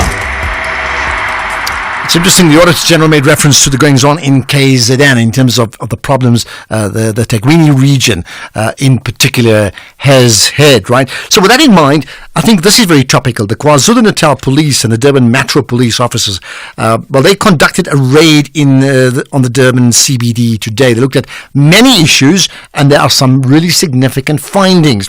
Let's speak to Colonel Robert Netshawanda about it, KZN Police spokesperson. Appreciate your time, and you now connected to the National Pulse. Hi. Good morning to you and to your listeners. Thank you. Right, so what is the purpose of the raid, firstly? The purpose was to raid the eThekwini district, Durban city to be exact, of all illegal or undocumented foreign nationals, and also ensure that hijacked buildings are returned to their lawful owners, or whoever is occupying them must vacate them. Okay, and in terms of your line's not the best, so hopefully we'll sort that out. What then did you uncover? What we found is that there were undocumented illegal foreigners who were occupying those buildings, and over 120 of them were arrested today. Also, a person who believed that was one of the kingpins who was people pay rent at those legally occupied buildings was also taken in for questioning. We also found drugs, we found ammunition, we found counterfeit foreign currency, and other items that are illegal. Okay, were you surprised at the findings? I mean, you go in with a plan. There's certain expectations, and sometimes it overwhelms you because it's far more than you think. Or sometimes, in fact, you're surprised at you didn't find what you were looking for.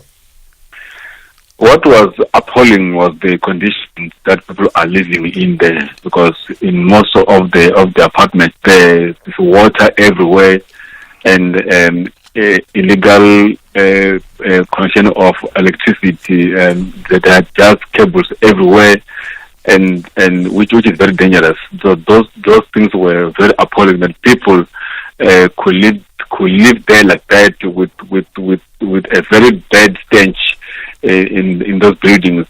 Otherwise, with the illegal items, the police were used to finding those. Let's talk about some of the things that you uncovered that really puzzled you, because some things are pretty obvious, but some things may have unpuzzled you, or puzzled you rather. What would they be? We did not expect to find US dollars amounting to 4.1 million South African rand. we did not expect that somebody will just throw out a bag of money like that at the side of the police. We had expected some action, but not to that extent. And as well as when we approach them the very early hours of the morning, just after 4, but nobody was asleep, to show that something really goes on in those buildings. Why? How did you identify those buildings? I mean, I'm suggesting that there may have been a tip-off, right? Intelligence is at work. So when they are doing their collection, they identified those buildings that are illegally occupied. And we were pleased to be in the presence of the Premier of the province, as well as the Mayor of eThekwini, to have first-hand information as to the kind of thing that we're dealing with as the police, so that they take action against those people or do something about those buildings, because the police, we won't be able to be at those buildings every hour of every day. We do have these raids every now and then, but the other departments need to come to the party and ensure that those buildings are either demolished or they're refurbished and are marketable, so that those who live in there are accounted for and well documented. I mean, are you able to give us, names, faces of the people that you encountered, just so we can understand the human side of the story? You mean the names of the officials or the... Well, no, the people that you found in the buildings. I mean, maybe not exact names, but what I'm trying to say, faces and images of who they are and what they're thinking and what they told you when you actually found them. People found there are mostly undocumented foreign nationals. And at the side of the police, they will tell you that they came into the country looking for a job, and then they found themselves there. We're finding them with pieces of drugs, a table there, capsule there. So they don't talk much. They don't say much. They are terrified that the police caught up with them. They are thinking of what is next. So they don't say much to the police. They are afraid of the police, but they are quick to plead innocence, that they just came in the country looking for a job and it's a better life. Okay, what does happen next? What happens next is that Home Affairs will have to process those arrested and ensure that those with papers, if the papers are valid, then they remain in the country or they go to where they're supposed to be. Those who are illegal, they will need to be deported. And from the police, we ensure that those who are arrested for criminal activities, they're taken through the court. And the operation continues because we found over 100 ammunition of various caliber of firearms. We believe that there's firearms somewhere. So teams are still on the ground to searching for firearms. We can't be finding ammunition without firearms. Okay, let's leave it at that. Appreciate you giving of your time and connecting with us here on the National Pulse. Colonel Robert Nachiwanda, thank you for your time. KZN Police spokesperson. Right. What are your thoughts about some of the issues that we've covered today and uncovered in many ways as well today? First of all, that caller who really puzzled me to a large degree with her point about she has an ID that's been fraudulently processed and she's willing to go to the police, and she's raised this issue a year ago. I think it's a bit sketchy. We need to find out a lot more about it. But what did you make of that? What do you also make of the conversation that I had with the Al Jazeera journalist who covered the beach in Gaza, that's Yumna Al-Said, as well as the Auditor General, as well as the Statistician General? I mean, we've had so much, and that's why we call the show the National Pulse. Goodness, pulse rate racing. Here's the news headlines, 4:30. Here's Madupi.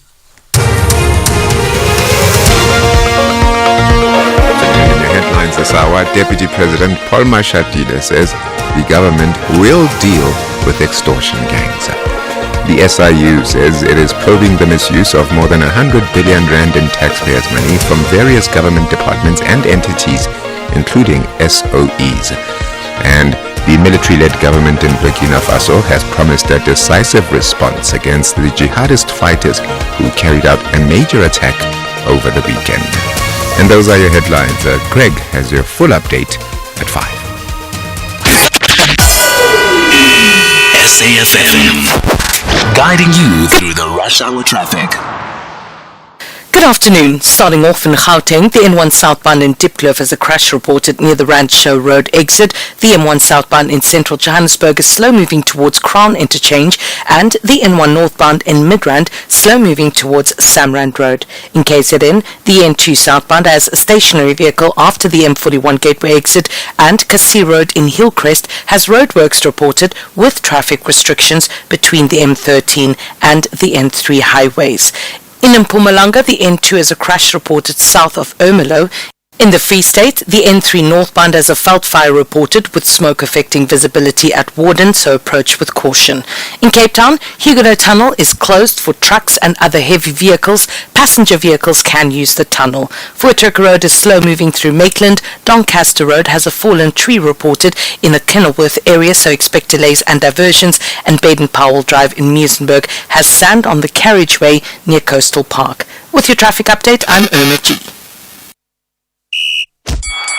This is SAFM Sports with Tuming Khapele. Right, let's start things off with the Paralympics this hour. A day to go until the Paris Paralympics, and the organizers say that over 2 million tickets have been sold. 500,000 unsold tickets remain for the Para Games, which gets underway tomorrow with an opening ceremony in central Paris.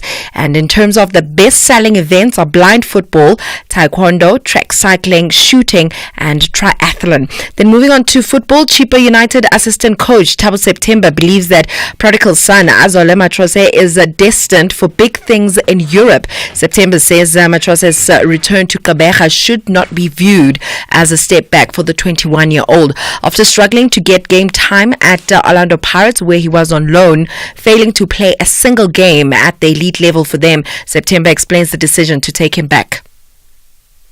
Unfortunate with his injuries, unfortunate with the spell that he's had at Pirates, but we also brought him permanently as well because we feel that he can go beyond Pirates. He has the potential to go overseas, so we want to create that platform for him so that he can expose his talent, and we are working on him to get his fitness right because he was out with another injury, but in 2 weeks time he will be in the mix with the team, but he's still doing his return to play in terms of sideline training, but we know what he can do.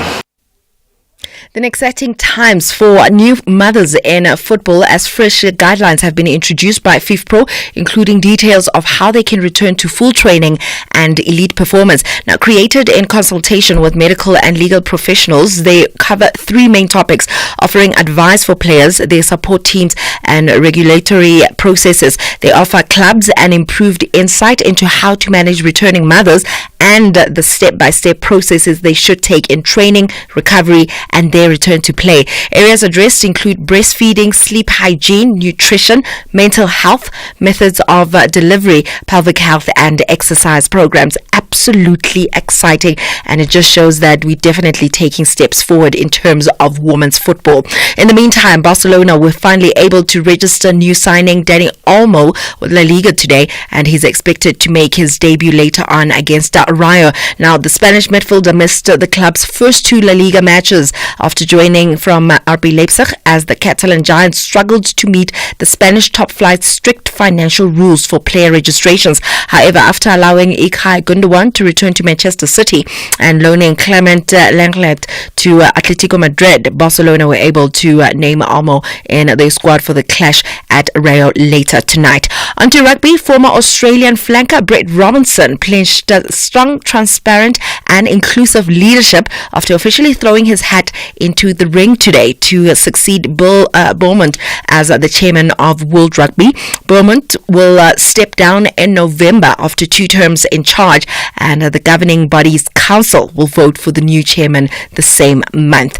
Finally, in cricket, England have named spinner Lindsay Smith and wicketkeeper batter Bess Heath in the squad for October's T20 World Cup in the United Arab Emirates. The 29-year-old was recalled by England after a 5-year absence earlier this year Australia, while Heath played the last of her 4 T20 internationals in March.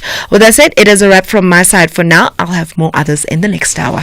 So I jumped in late. Did I miss anything in terms of your bulletin? So I was busy I rushed out for a moment. Yeah. You did. I think what I found interesting is the fact that 2 million, they say no, over 2 million tickets were sold at the Paris Paralympics, and just around 500,000 unsold tickets so far. But in terms of the sport, the most tickets are sold to blind football.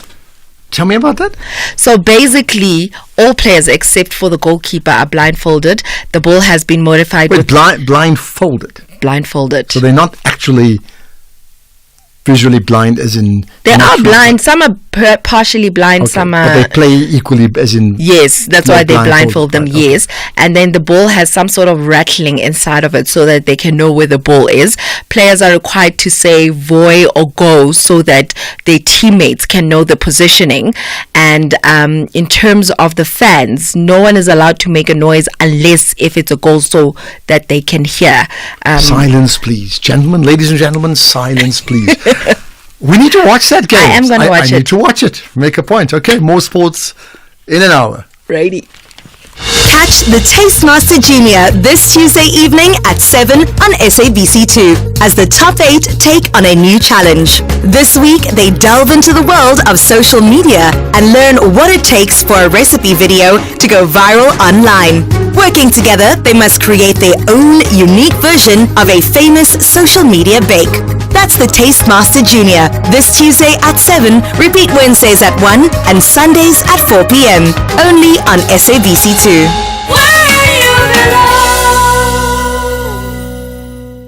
Welcome to the team, Andile. Thank you. What will be your first order of business? Well, ensuring our greatest assets are taken care of. Our vehicle fleet? No, our employees. You see, I want them to feel confident in our company's employee benefits, and Old Mutual Corporate is perfect for that. They take care of everything, from retirement benefits to health and group risk solutions, consulting, and more. Visit oldmutual.co.za/employee benefits and go from questions to solutions for your employees with Old Mutual Corporate. Old Mutual Life Assurance Company SA Limited is a licensed FSP and life insurer. T's and C's apply.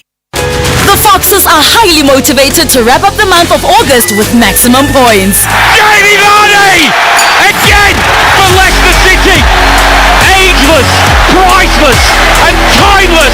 Yet the Villains are fully focused on travelling back home with vital 3 points. Larkin towards Bradley for John Duran! Oh, it's John Duran! Rolls it into the net, puts Aston Villa 1 goal This is the Premier League. Do not miss out on the glittering action between Leicester City FC and Aston Villa FC on Saturday 31 August at 3:30 p.m. Live on SABC3 and at your fingertips on SABC Plus. Also available on SABCsport.com. Proudly brought to you by SABC Sport. For the love of the game! Economic news on SAFM. Facts and figures you can count on. All right, let's get to the markets indeed with Makwe Masilela, Chief Investment Officer at Makwe Fund Managers. Let's talk about Pick n Pay and then local and global markets. Yes, Ashraf, starting with Pick n Pay, Boxer continues to be a star performer with group sales up 4.5% and Boxer sales grew 13.5%. Closing was up 10.3%, impacted by the late arrival of winter weather as well as port delays, and the internal selling price inflation is sitting at 4.7%, reflecting a sharp decline from 7.3%, and the group's balance sheet is strong following that 4 billion rands rights offer in August, but they expect profit as headline earnings per share to drop by 20%, hence the share price is down almost 3%. And Ashraf, interest rate cuts will definitely cushion economic growth, with consumer spending expected to be the main driver, so rotation to consumer focused stocks shouldn't come as a surprise, and market participants were reluctant to commit, waiting for Nvidia results tomorrow, which accounted for almost 25% of the current 18% rise when it comes to the S&P 500. Also, after other Magnificent 7 mega caps disappointed, Traders also waiting for that U.S. personal consumption expenditure, which is the Fed's preferred gauge when it comes to inflation. And Middle East tension still on our radar screens. And after jumping, oil prices are now taking a breather. Remember, they went up because of Middle East tension and also the production halt in Libya. So traders are now holding back to assess further developments. Brent crude is down 0.8% at $80 a barrel, and gold traders seeking clarity on the size of the potential U.S. rate cut. Hence, the consolidation. Gold is flat at 2,515, and markets is more of a mixed bag, but the chase is up 0.3%, with both financials and investors up 0.3%, but our resources are down 0.2%. The rand is flat, 70.75 to the US dollar, 23.48 to the pound, and 19.82 to the euro. Perfect. Thanks for chatting to us, and we will talk again tomorrow. Thanks for that, Makwe Masilela. Another update, by the way, of the markets coming up around 5, just after 5:30. So listen out for that. Right. Okay. Let's do this. You know, I don't know if you know this, right? But this month, the month of August, is Organ Donor Month. I didn't, you tend to forget about this, or it's rather Organ Donor Awareness Month. And I thought I'll talk about it, right, because I have a personal interest in this.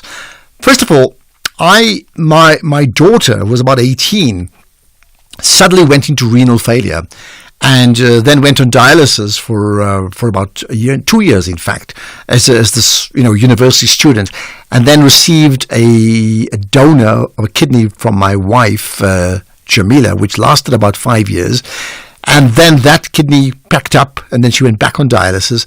And then we received another donor from someone who had died unknown in a car crash, I think, right? And then she received that, and it's over 6 years and maybe more, and she's been fine, okay? Here's the point that I want to make, okay? In a case like hers, you have... if your kidney malfunctions, you have to go on dialysis. And after a period, if the dialysis doesn't work well and efficiently, well, your life is threatened, okay? On the other hand, you receive a kidney, your life changes for the better. It's almost like the dialysis is like boosting your car that runs flat every single day, and then you have the new kidney is like just having a completely new battery. What is the point I want to make? The point is this: I'm amazed, myself included, we forget that just how important it is for people when their vital organs back up for whatever reason, and their dependence on others to help them out. In this case, particularly with regard to kidneys and livers, those are the two organs that a living donor, can donate. So you can donate a liver and you can donate a kidney without losing your life. In other things, you can't donate your heart, for example, unless you've passed on.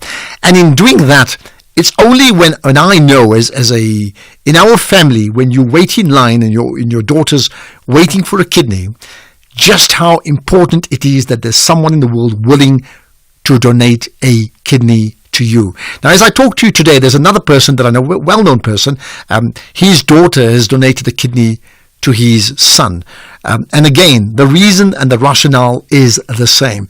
It's a lifesaver. It's a game changer. I don't know how much we know about organ donors and the significance they play technically in giving life to others. But just think about that next time we have Organ Donor Month. But it's not yet over. We're still in the middle of Organ Donor Awareness Month. Well, that's my point. What's yours?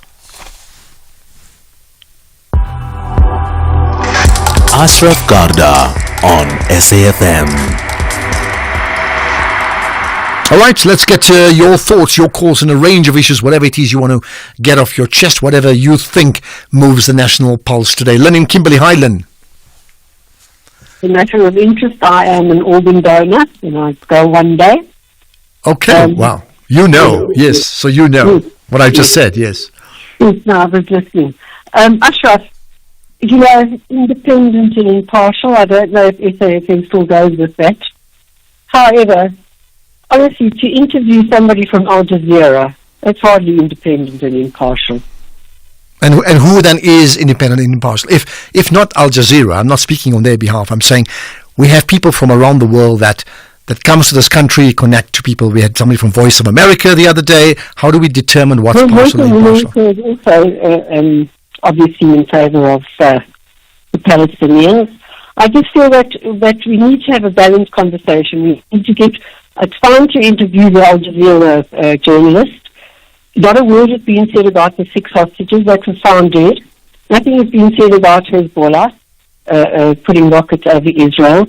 And I don't know. I think, and when she said that Hamas does not use the people of Gaza as human shields, I think that perhaps one just needs to listen to another side of the story, perhaps as somebody like Mossab Youssef. Well, I hear you, and that's why we've done that. In fact, if you listened over a period of time, we've often got different sides of a story, but not necessarily in the same interview on the same day. When the need arises, we speak to different people. So I hear what you're saying. Thank you. But I mean, this is the point. You know, why is Al Jazeera worse than BBC or CNN or Fox or SABC? How do we determine that, right? The fact is, she has an opinion, and I mean, you, as you've just done, you've counted her opinion, and that's why we've got them on the air. Lynn, thanks for that call. Appreciate your thoughts, because you certainly get me thinking, and you get every one of us thinking. Malesela in Limpopo, hi. Afternoon, Ashraf. Malesela in Limpopo, as you've mentioned. Thank you. Ashraf, I want to comment on the story in Limpopo, my home province. That lady needs to be protected. That lady, the story needs to be delved deep into so that we can know more, and she must name names. But then the most important thing is that she needs to be protected. It clearly shows what's going on in Limpopo, what's going on at Home Affairs, and the Minister of Home Affairs needs to, just like what the Minister of Home Affairs, the Minister of Health did by giving the lawyers amnesty. This lady needs to be given amnesty. She must not be prosecuted, and she must name all names. And more investigations need to be made, because it clearly shows that there's something wrong there at Beitbridge. There's something wrong at Home Affairs offices in Limpopo. Well, I completely agree with you. I mean, that is why I even said after I spoke to her, it so puzzled me that we have to dig deeper. We have to find out more about it. But I think your point is we have to reach out to her and find out off air what's the story and how safe is she. So I think point well made. Point well made. Yeah, absolutely. Thank you very much. Thank you for raising that. And that's Malesela in Limpopo. Right. Let's get further comments on some of the other issues. Here's another one. I'm going to just read parts of it. Ashraf. Simon, the cool ruler from Peter Maritzburg, just wanted to wish you had asked the police spokesman about the nationalities of the foreigners. I can't read the whole thing. It's too long. So, you know, he did say they're foreign nationals. I don't think they normally willingly just give out the category in terms of which country, because often then we tend to label everybody with the same brush, and I don't quite know, but we do know that many of them are undocumented, right? Okay, further comments on some of the big issues we've had. Certainly one of them is that issue of the ID document story, right?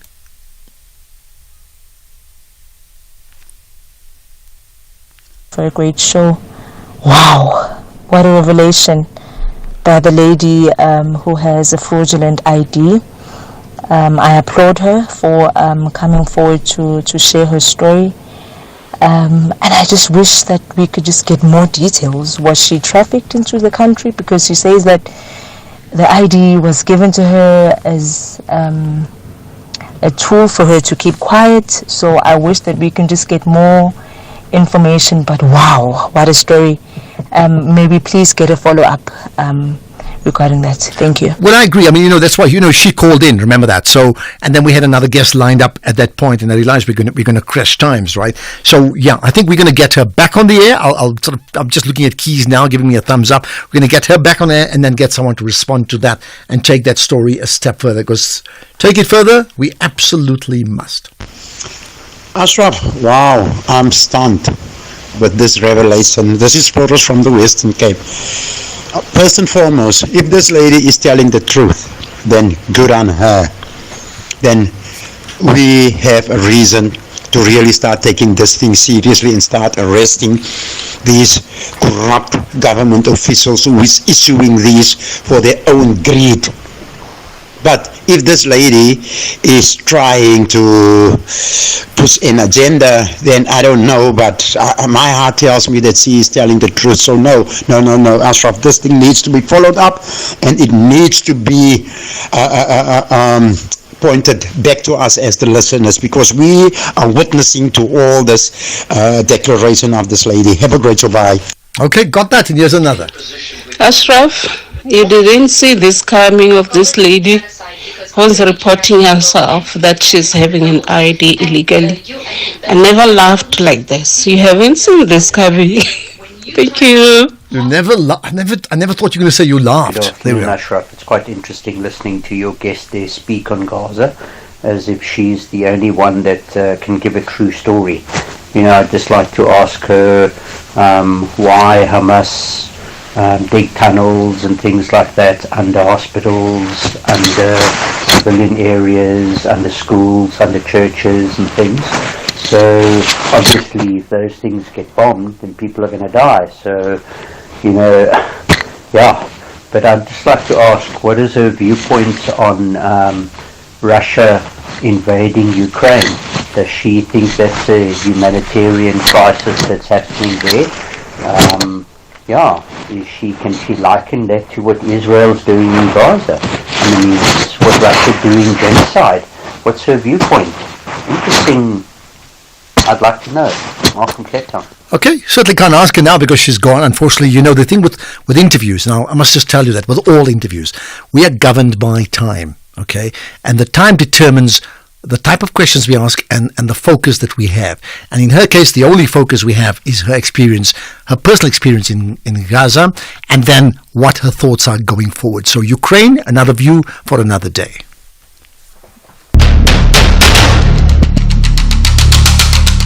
The SAFM University Debate Challenge is back. Join us for the 1 hour debate on This Week Today with Oliver Dixon from 6 to 7 p.m. on Friday the 30th of August 2024 at the SABC in Bloemfontein. The University of the Free State will take on the Central University of Technology in what promises to be a nail-biting debate. The SAFM University Debate Challenge is an independent, non-partisan progressive initiative seeking to develop confident communicators, critical thinkers, and empowered global citizens. If you want to attend the debate, you can email info@safm.co.za.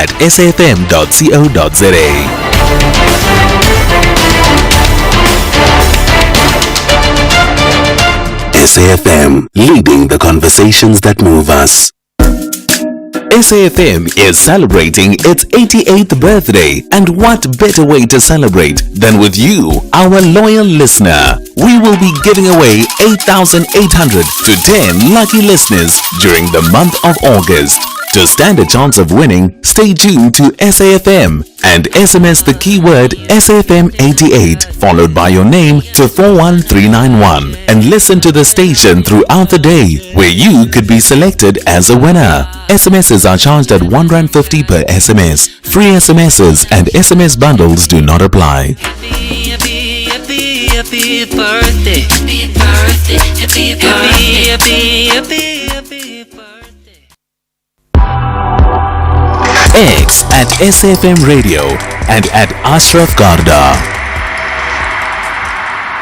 Right, one of the things that we want to talk about regularly around this time, different features. Yesterday was about personal growth.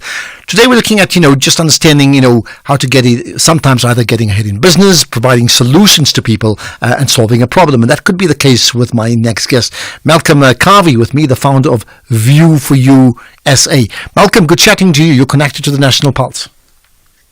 Hi Ashraf, how are you doing? I'm very good indeed. Right. So tell us what you do. Understand that your View for USA solves a problem. What problem are you solving? Yes, we are. So the first problem we're solving is the lemons that are full in the markets, in the vehicle markets. Also the properties that are being purchased by people that are also lemons. Also, and when it comes to vehicles, I would say if someone's interested in buying a vehicle, we're the middleman that gets us to go and inspect that vehicle to make sure that it's not a lemon before they put pen to paper. So we're those guys. And also, if a vehicle is at... Yes? So give me practical examples. Wait, I want to buy a vehicle.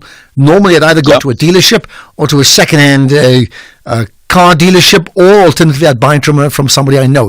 Maybe they've advertised on Classified. So you're saying, you suggest I do what? So you would contact, once you've identified the vehicle at whichever dealer in South Africa, in every major city, you then contact View for You. You say, listen guys, I don't have the expertise. I need you to go and inspect that car, accident damage, ensure that car is not a lemon before I put pen to paper and make it my own. So we're that guy that goes and inspects it, runs diagnostics for you, does history checks, ensure that the history on the vehicle is valid. The service histories all have been done by an RMI approved garage as well. Okay, how many lemons have you discovered from, let's say, for every 1,000 people who've approached you? I think currently we're sitting on a rate of 90%. That's what we're sitting on. So for every 100, you're lucky to find 10 vehicles that are okay. So 10 out of 100 are good to go. What then do? You give them a report, and then what happens next?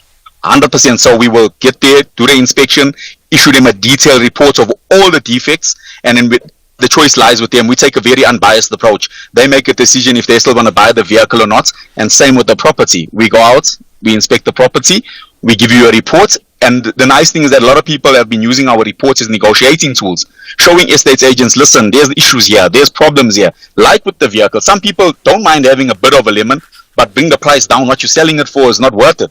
So with our reports, they negotiate and they get better prices. All right. What do you charge for your fee? You don't do it for Mahala, do you? South Africa with nothing for Mahala. So a lot of our services, we do just, people call us, need advice, we do give them freely. But we usually charge for just a full inspection that consists of about 170 point check on the vehicle. We charge about 750 for that. That is also checking the service history, if it is all right, if they've adhered to the service intervals, if it was an RMI dealer that checked it. That's just for vehicle inspection. For full diagnostic on the floor, we charge like 700. Then also what we do, we charge a 250 liability fee if you need us to test drive the vehicle at different intervals. For example, 40 kilometers an hour, 80 and 120. The reason we do that is because many people just say, Ashraf, they say, I like a car and a test drive around the block. You cannot test drive a vehicle around the block and say the vehicle's okay. Mm-hmm. You need to see if it's not pulling to the left, it's not pulling to the right.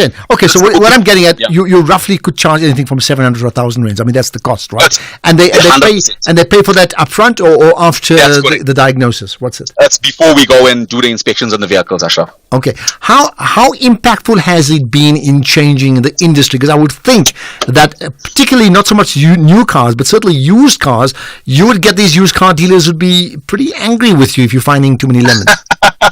Ashraf, I think you've been on our Twitter account today. We just released a statement today on Twitter where we're also starting to limit our inspections in the CBD area of Johannesburg, in the Selby area, in the Louis Botha Avenue area. Yes, we are getting people giving us backlash, people not happy with us coming there because majority of the vehicles we're finding in those areas are lemons. So we made a business decision that we will bring the car to a safe area for us to inspect it. So do. But you'd still collect the car. I mean, you'd have to still go to a dealership, say in the CBD, right? So yes, we will, but it will be very limited to who we go to. So there are areas that are no-go zone. There are areas that are not safe. The inspector's there, he's getting threatened. The other day, they even shut the car. They told him, get out our dealer. Close the car, don't test drive it, don't do nothing with it. And they're feeling unsafe. And it is scary. I tell you, myself, when I go there, I'm like, no, we can't work here. So bring the vehicle to the nearest police station, to the nearest garage, where we feel comfortable so we can do a proper job to ensure that we don't miss nothing on that lemon. Okay. How long have you been doing this, and how do you think this is changing the industry? So this is really impacting the industry. We've been having meetings with some big shots in the industry that have been seeing our interviews, our ENTA interview. We did Top Auto did an article on us. It's gained traction. We're dealing with a lot of people that are working together with us, and they want to stop this. It's really, really impactful. Our stats are speaking loud. People are noticing, and we're seeing a change already. And how long have you guys been in business? Listen to this now. So we started in 2021, but we did an official launch to the business. We did an official launch on the 31st of August 2023. So this Saturday is actually our first year birthday publicly. And what do you give out for birthdays, like free rides or something like that? We're actually running a competition where anyone who's used our services in the month of August, if they've just liked our content, commented and followed us, we're going to do a draw on Saturday and give that person back all their money, whatever they paid for the service. So here's the thing. We're on to news. So quick answer. Obviously, it's a great idea, and I think what you're doing is fantastic. You solve a problem. But in terms of a pure business, you're also open, as you talk to me, to allowing others to enter the market and doing the same thing like you. I mean, anybody can do that. Yes. It's not the most difficult. Yes, 100%. So what I've said to many people, I've said, listen, there's so many grocery stores. Everyone benefits as long as we all can have the one vision of bringing quality and not jippoing, not cutting corners, having integrity and being there 100% for the buyer. Because we as View for You, we are 100% for the buyer. Okay, perfect. They are our best interest. All right, Malcolm Kavi, thanks for your time, founder of View for USA. Thanks for connecting to the National Pulse. You've certainly got people's pulses racing. I've no doubt about that. You can tweet out to SFM Radio and tweet out to me as well. Let's share what you've just done. Let's get the news now. It's 5 o'clock. Here's Greg Hose.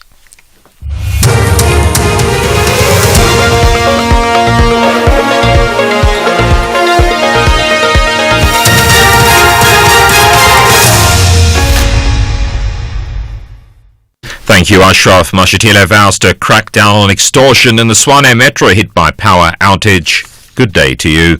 The Deputy President Paul Mashatile says government will deal with extortion gangs. He says law enforcement agencies will pool resources together to fight the growing problem. He was speaking in the National Council of Provinces.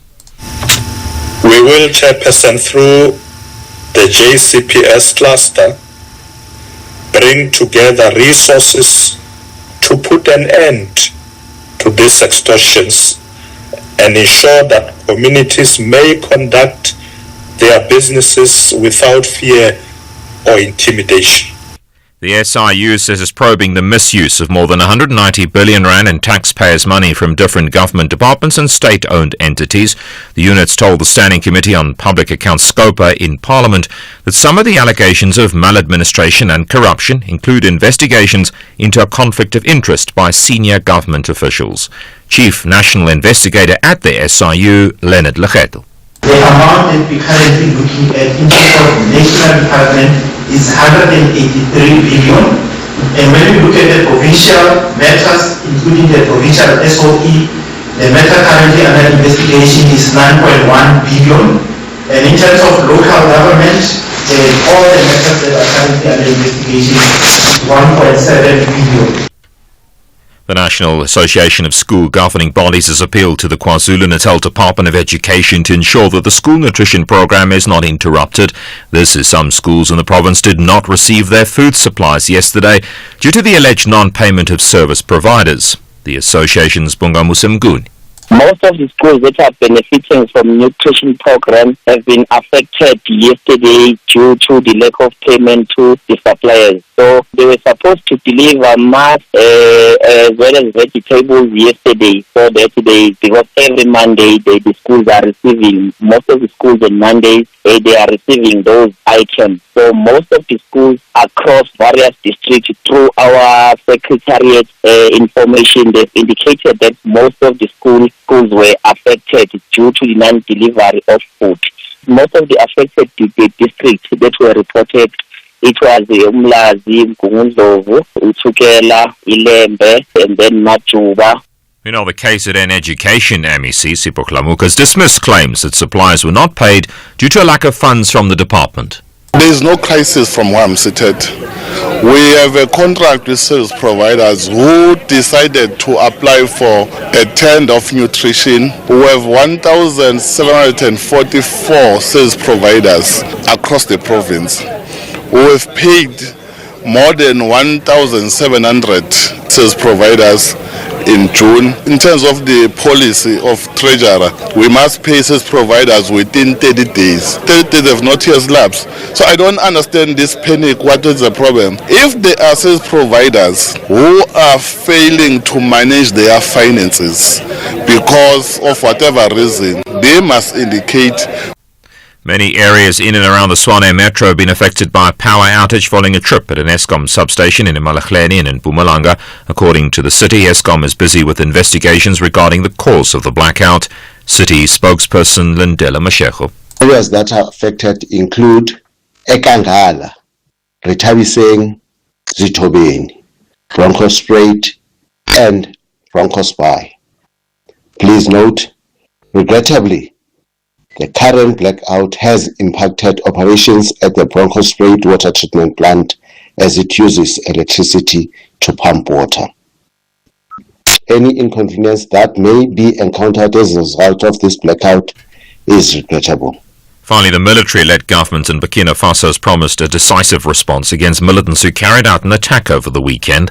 Officials haven't said how many people were killed, but there are reports that more than 200 soldiers and civilians died. An Al-Qaeda-linked group said it carried out the attack. The BBC's Will Ross has more. Burkina Faso's security minister described it as a barbaric attack, but gave no details of its scale. Reports from the village of Barcelogo suggest it could be one of the country's worst ever. Fighters from the JNIM group, which is linked to Al-Qaeda, targeted the village as volunteers were helping the military dig defense trenches. Video footage shows many bodies in civilian clothing lying next to their shovels. The security situation in Burkina Faso is deteriorating with frequent attacks by militants. Top story, the Deputy President says government will deal with extortion gangs. That's SAFM News, I'm Greg Khus.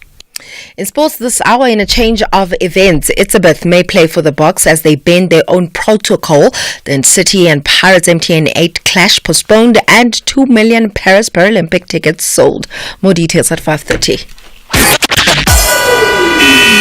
SAFM, guiding you through the rush hour traffic. Good afternoon. Starting off in Gauteng, the N1 northbound in Midrand is slow moving towards Samrand Road. The N1 southbound in Diepkloof has a crash reported near Rancho Road exit. The M1 southbound in central Johannesburg is slow moving towards Crown Interchange. In Bryanston, Homestead Avenue westbound has a crash reported before Chester Road, and Bryanston Drive westbound has a crash before Main Road. In KZN, the M13 westbound in Pinetown slow moving on Fields Hill. The M4 southbound has a crash before Bayard Road Bridge. The N2 southbound, a stationary vehicle after the M41 Gateway exit. The N2 southbound has a stationary vehicle before the M7 Highway, and Umgeni Road westbound slow moving through Springfield Park. In Cape Town, the N2 Nelson Mandela Boulevard outbound is queuing towards Hospital Bend. The N7 Jakes Havel Drive southbound slow moving at Beaufort Circle. The N1 outbound slow moving towards Okavango Road exit. The M3 southbound is queuing towards Rhodes Drive, and the M5 southbound slow moving towards Racecourse Road. With your traffic update, I'm Irma G. Catch me, Bonang Mateba, on a fresh reality series that showcases the business behind being a business. Get to experience an intimate look at my life with family, personal growth, and my mission to uplift young women. Jet with me as we prepare to crown a lucky chaser. Be grounded, be entertained, and be dazzled. Monday, 6 p.m. on S3, it's a date with you and B. Catch Bedazzled by Bonang on S3 every Monday at 6 p.m. So Sharon at the office was telling me the way drip is so expensive these days. She's now waiting for her old clothes to come back into fashion. I say, Joza, while you're waiting, why not let your money do the things in a Netbank Just Invest account where you can get your money after 24 hours notice? Oganjani voiceman. In Jano Mabel, you can earn up to 8.75% interest. Anyone can open an investment account via the Money app in under 2 minutes. See money differently. Netbank. We're a licensed FSP and registered credit provider. Promo rates apply. They say first touch in football is very key. That's exactly what First Touch ladies want to display to grab a spot in the top 5. But UWC is onto something different. This is the Hollywood Men's Super League. Catch Mzansi Queens of the beautiful game. First Touch Ladies FC versus the University of the Western Cape Ladies FC on Sunday 1 September at 2:30 p.m. Live on SABC Sport on DTT Channel 4 and SABC radio stations. Also available at your fingertips on SABC Plus and SABCSport.com. Brought to you by SABC Sport. For the love of the game.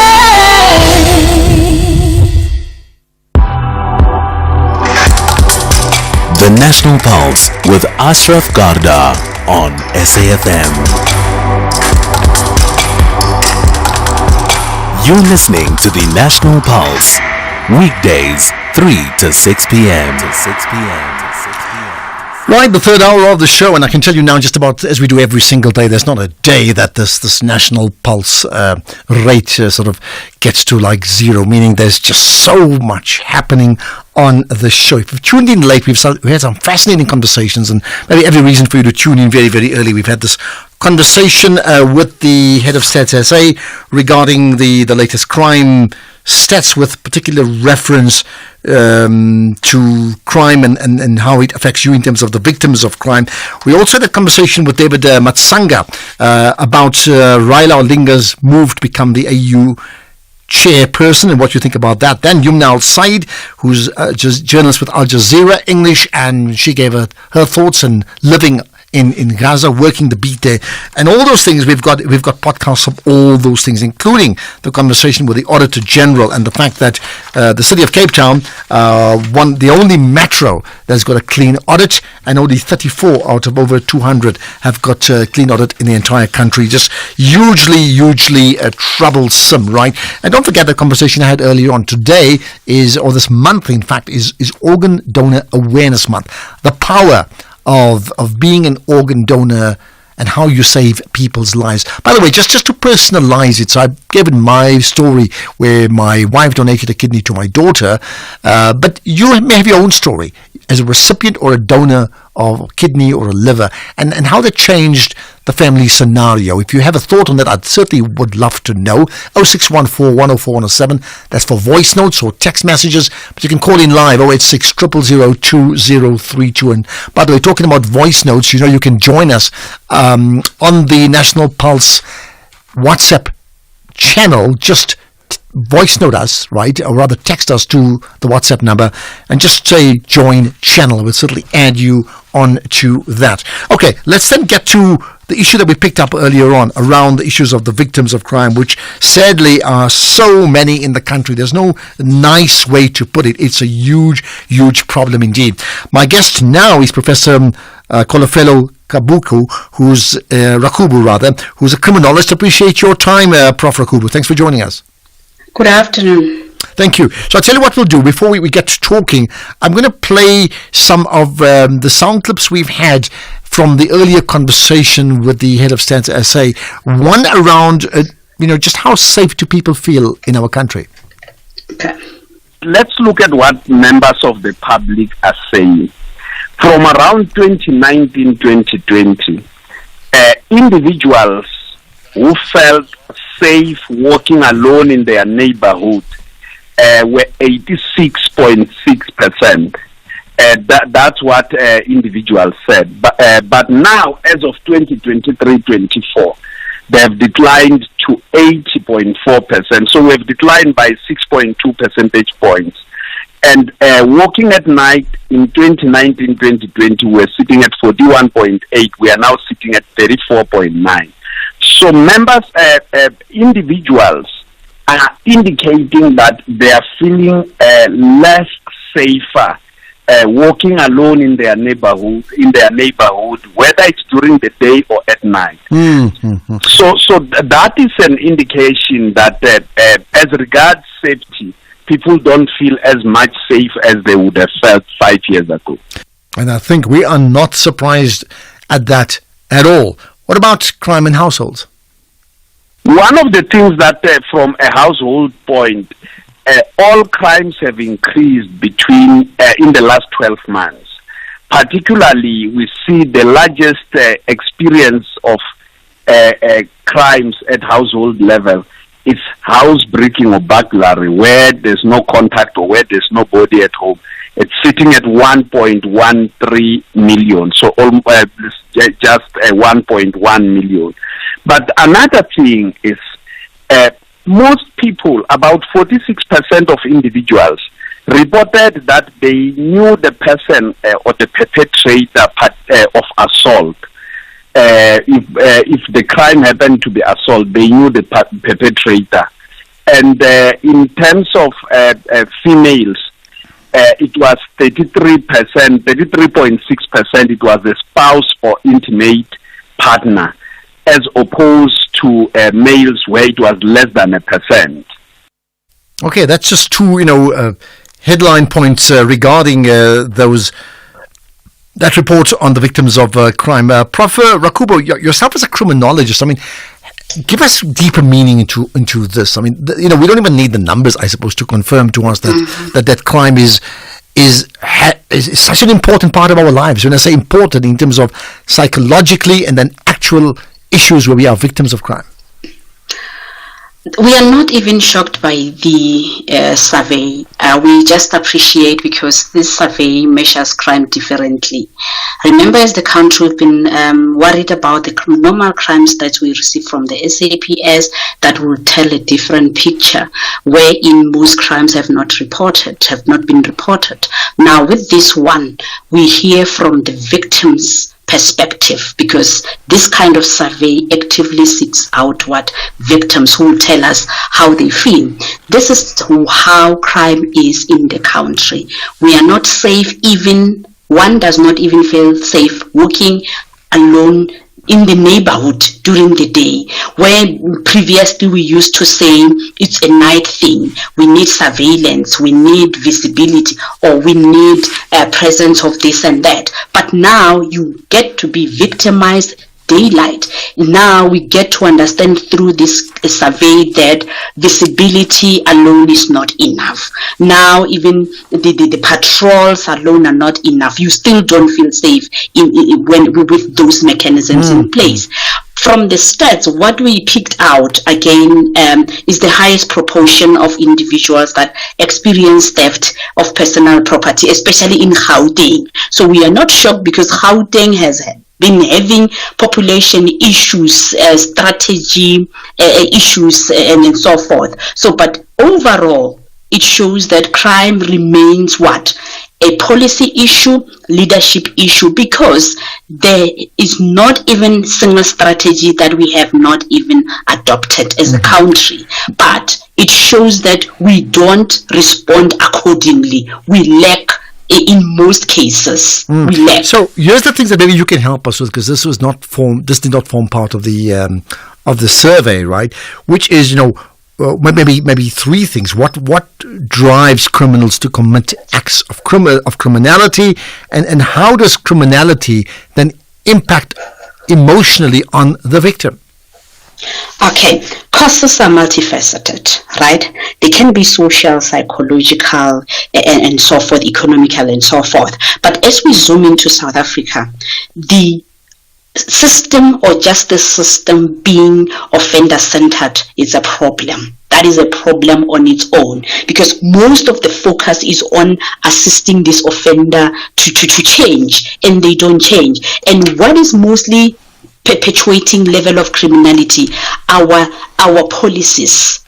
We have been having policies that gives perpetrators more powers than the police officers or victims themselves. So they have so much power, they can do whatever they want. They can be taken care of. They have rights. So, and yet they are rational thinkers. They weigh benefits and costs. They know that should I do this, this is the reward, right? So if we were to amend our policies and be on par with the level of criminality and the decision around criminality, then we will be winning this fight against crime. We are not winning today because the response is not on par with the decision to commit crime. Yeah. If we can move from being offender-centered to victim-centered, because at the end of the day, as a victim, you are left with your pain and you find a way to deal with it. And then you end up joining a pool of perpetrators, because now you have to defend yourself. You do everything in your power to acquire that illegal firearm, because you cannot even stand being victimized. So how do we do that? Because I mean, that's the point. I think I understand some of the results that came through in terms of people getting some help around psychological help. The numbers were shockingly low, like less than 5% of people do that. Either they can't afford it or they don't know better. But what it means, there's no government support for them. Clearly not. Clearly not. They don't even trust our systems. They don't trust our systems. And remember, our communities, their views around psychological help. Even a victim of GBV does not see it fit that they should get psychological help. So even victims, they deal with victimization in their own way, and they end up joining that pool of of offenders. And then now, what was interesting from this survey is the psychological crimes that they have identified. Normally those will not even be mentioned, but again, remember, we relate with crime differently, and I see they've mentioned Northern Cape as one with the highest of those psychological crimes, which does not involve physical harm. But again, in other provinces, that they might have experienced the same intimidation, bullying, and so forth, right? But don't identify that, as they don't see themselves as victims. You see, so it's a whole. It requires a lot of understanding, because some did not report certain crimes. because they don't see them as crimes per se. So to wrap up, let me just, sorry to interject you, just to wrap up because we're running out of time. I mean, just the last thing. From your side as a criminologist that probably understands the mind better than anybody else, right? What are the two interventions you will make in us understanding A, the mind of the criminal, and also B, understanding the mind of the victim of crime? Two interventions you would propose to government right now. You got 30 seconds to answer that. Yeah. Okay. 1, take away more powers from the offenders because that impact on their decision in their mind. Right. 2, make sure that the justice system is more victim-centered to break the cycle. Okay, and I've got the two, and I think they're very, very important indeed. Appreciate your time and your thoughts and for connecting to us to the National Pulse. That's Prof. Golofelo Rakubu, who's a criminologist. What do you make of that? Victims of crime and then the criminals. What would you do? The interventions you would make if you could, like ASAP. Tell you what, Glynis Breitenbach from the DA, they've got a view regarding the Minister of Justice. We'll talk about that next.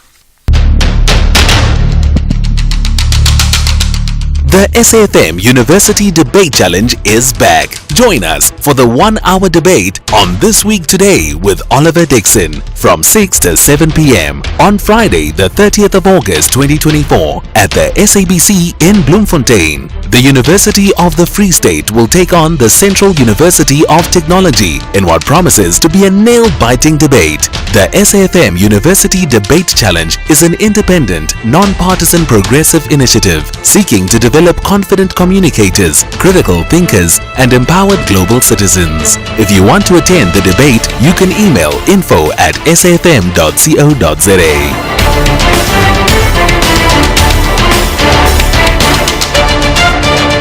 SAFM, leading the conversations that move us. SAFM is celebrating its 88th birthday, and what better way to celebrate than with you, our loyal listener. We will be giving away 8,800 to 10 lucky listeners during the month of August. To stand a chance of winning, stay tuned to SAFM and SMS the keyword SAFM88 followed by your name to 41391 and listen to the station throughout the day where you could be selected as a winner. SMSs are charged at R1.50 per SMS. Free SMSs and SMS bundles do not apply. Happy birthday, happy birthday, happy birthday, happy birthday. X at SAFM Radio and at Ashraf Garda. I keep the thoughts coming, including that caller we had, Tumi, right, from Limpopo, who spoke about, she's the holder of a fraudulent ID, and in fact, she's very much a part of it, and she's reported it, and we're going to talk to her again, but just if you have any thoughts on that, you can certainly comment, as well as on some of the other issues with regard to the Al Jazeera journalist, as well as the Auditor General regarding those many, many municipalities that simply do not shape up. Let's talk about another issue. The DA has submitted a request to the chair of the Justice Parliamentary Portfolio for the Minister of Justice, and this is now the incumbent Minister of Justice, Thembi Simelane, to appear before the portfolio to answer allegations that the minister received a loan of 575,600 rands from Gando Wealth Solutions back, 9 years ago, 2016 in fact. But that company directly linked now to the unlawful investments of municipal funds into the now defunct VBS Bank. That's during her tenure as the mayor of Polokwane. Are you rather confused? Do you have a bit of a headache? I probably have as well, joining you. Let's get certainly Advocate Glynis Breitenbach to join us now, the DA spokesperson on justice and constitutional development. Appreciate you joining us, Advocate Breitenbach. You now connected to the National Pulse. Hi. Sure, thank you very much, and good afternoon to everyone who's listening. Thank you. Is this issue very complex of the incumbent Minister of Justice now being put in the spotlight for alleged wrongdoings 9 years ago? Well, it creates a bit of a conundrum in that, on the face of it, the timing of the flow of funds is, creates a certain amount of suspicion. The investments in DBS Bank were unlawful. So one wonders why the mayor would have invested such a vast amount of the municipal money in VBS. But days after the investment was made, the money flowed to Garda Investments or Garda Wealth Management. And days after that, the money its way into the account of the now Minister of Justice. And she used the money to purchase a coffee shop in Sandton. And she has said that the timing is suspicious and raises concern. But another concern, and a bigger concern almost, is the rather glaring conflict of interest. The Minister of Justice has some measure of input and control over policy of the National Prosecuting Authority. They are the body that determines the budget of the National Prosecuting Authority. So let's talk about the conflict. I mean, maybe we'll park the conflict now because she's the Minister of Justice now. But if you go back to the position as the mayor of Polokwane, did you find that her position, I mean, one is investing money in VBS, the other is then getting a loan from VBS for personal use, even though she claims she's paid it back. This may be a silly question, but for the record, do you find that irregular? Absolutely. There's another glaring conflict right there. That would have to be properly investigated and dealt with if and when that investigation is finalised. But you can't have the mayor of Polokwane investing essentially public funds in BBS and 2 or 3 or 4 days later receiving in excess of $500,000 to go and buy a coffee shop. The youngest child can make that connection. So in terms of where the case stands now, I mean, what's the position from a prosecutorial position in terms of the now Chief Justice in her, rather the now Minister of Justice in her position? Well, that's something that we'll have to ask the National Prosecuting Authority, and they're due to come to the committee quite soon, and then we'll traverse that with them. One can only assume that this is being investigated along with the rest of the dodgy VBS transactions, and we know there are many. But in the interim, we sit with this glaring conflict. The Minister sits on top of the pyramid that includes the National Prosecuting Authority. So, she needs to come to the committee and explain what she's going to do, what measures she'll put in place to mitigate this rather glaring conflict. So what then? The problem. So what then is the DA position? I mean, it's a fascinating conundrum. The Minister of Justice trying to mete out justice. So meaning, what is the DA position? We don't know what may happen, but what is your position regarding the Minister of Justice right now? Well, right now, I want her to come to the committee and explain this transaction. She has said it was a bona fide commercial loan. That's difficult to believe, but if she says so, she must be able to demonstrate it. She says that the money has been repaid in full. Well, again, hard to believe, but if it has been, she should demonstrate it. She so far refused to do that. And she must explain to us how she plans on approaching this conflict of interest. Ideally, the President should give some thought to suspending her until this matter is finalized. Are you calling for a suspension from the President or an actual resignation? Why not a resignation? Because I don't have all the facts at the moment.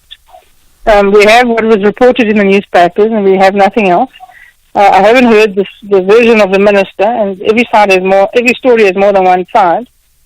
And so I'm hesitant to immediately call for a resignation without being in possession of all the facts. All right. Now, talking about conflicts, I mean, we find ourselves in an unusual situation. If I had spoken to you, months back before, you'd be speaking as a spokesperson of the DA on this issue, but being the party in opposition. But effectively, you're the party in government as well. How then do you approach this? Why would it not now take a phone call from speaking to your partner in government, the ANC, and saying, what's the position here? Oh, no, certainly that's possible, and that will happen. Probably at the next cabinet meeting, it will be discussed. I do not form part of the executive, and so I don't sit at that table. But I've got no doubt that my colleagues at that table will raise this issue, and it will be discussed. But why wouldn't it happen? Why wouldn't it have happened before? I'm just trying to think. Like, I don't know when the next cabinet meeting would take place, but shouldn't this can't wait, can it? Well, it can wait a day or two. I think cabinet meetings are pretty regular. And in the interim, we've requested that the Justice Minister come to the Portfolio Committee, who's responsible for oversight over the Justice Department and the NPA. And the fact that get all the facts that we need to make a proper decision about the direction this should take. All right, and just last one, quick one. The fact that let's say she's correct about returning or repaying the loan, does that make any difference to you? Well, no, it depends on the circumstances, and as they currently look, they don't look good. Okay, let's leave it at that. They don't look good, says Advocate Glynis Breitenbach, the DA spokesperson on justice and constitutional development. We're referring to the issue that the now Minister of Justice, then the Mayor of Polokwane, in fact received some money, a loan of 575,600 rands linked, from the Ganda Wealth Solutions. Somehow that whole issue is linked to the spider web called VBS. Let's get the news headlines now. Here's Greg Hose. In the headlines, the Deputy President says government will deal with extortion gangs. The Weather Service has upgraded the Level 2 warning for damaging winds to Level 6 over the city of Cape Town, Garden Route, Overberg, Cape Winelands and Central Karoo. And the Israeli military says its soldiers have rescued a hostage in Gaza. There's a full update at the top of the hour. SAFM. Guiding you through the rush hour traffic. Good afternoon. Starting off in Gauteng, the M1 southbound in central Johannesburg is queuing towards Crown Interchange. The M1 northbound in Sandton queuing towards Grayston Drive. The N1 southbound in Diepkloof has a crash near the Rancho Road exit. Homestead Avenue westbound in Bryanston has a crash before Chester Road. Kloorkop Road eastbound has delays towards Zierfontein Avenue. Mabopane Highway northbound in Pretoria has delays towards Theo Martins. In Midrand, the N1 northbound is slow moving towards Samrand Road, and Summit Road westbound has delays at Blue Hills. In KZN, the N2 northbound has a crash at Spaghetti Junction. The M13 westbound in Pinetown is slow moving on Fields Hill. The N2 southbound has a stationary vehicle before the M7 highway. The M4 southbound has a crash before Bayhead Road Bridge. Umgeni Road westbound is slow moving through Springfield Park, and Chris Hani Road westbound queuing at the N2 highway. In the Free State, on the N3, a felt fire with smoke affecting visibility reported at Warden, so please approach with caution, and traffic is extremely delayed. In Cape Town, Huguenot Tunnel is closed for trucks and any other heavy vehicles. Passenger vehicles can use the tunnel. The M5 southbound is slow moving towards Ottery Road. Doncaster Road has a fallen tree reported in that Kenilworth area, so expect delays and diversions. Jan Smuts Drive southbound in Athlone, slow moving towards Klipfontein Road, and the R44 southbound in Stellenbosch, slow moving towards Jamestown. With your traffic update, I'm Irma G. This is SAFM Sports with Tuming Khapele. Right, to me, are we talking cricket, rugby, Paralympics, football? What is it? We're talking about rugby, developing story. Eben Itzebeth might have a chance to face New Zealand on Saturday with the condition that he gets through today's training session. Now, Itzebeth was not named in the Bok team because of a twisted knee, and the fact that the team is willing to bend over their own policy of not selecting a player who didn't train yesterday shows how much he's important to the side. Now, if Itzebeth is back into the side, then it would be likely that Ariel Lowe will fall out of favor, while Marco van Staden and Kwagga Smith would stay. Ben Jason Dixon is likely to drop to the bench, while Peter Steph du Toit will move back to his preferred 7 flank position. So we wait to see if Itzebeth will actually make it for Saturday. In football, the MTN 8 semi-final first leg between Cape Town City and Orlando Pirates has been postponed due to the extreme weather conditions in Cape Town. The match has been rescheduled to tomorrow, and kickoff is at 6 p.m. Strong winds and rain is forecasted for this evening, which has caused the Premier Soccer League to decide on postponing the game.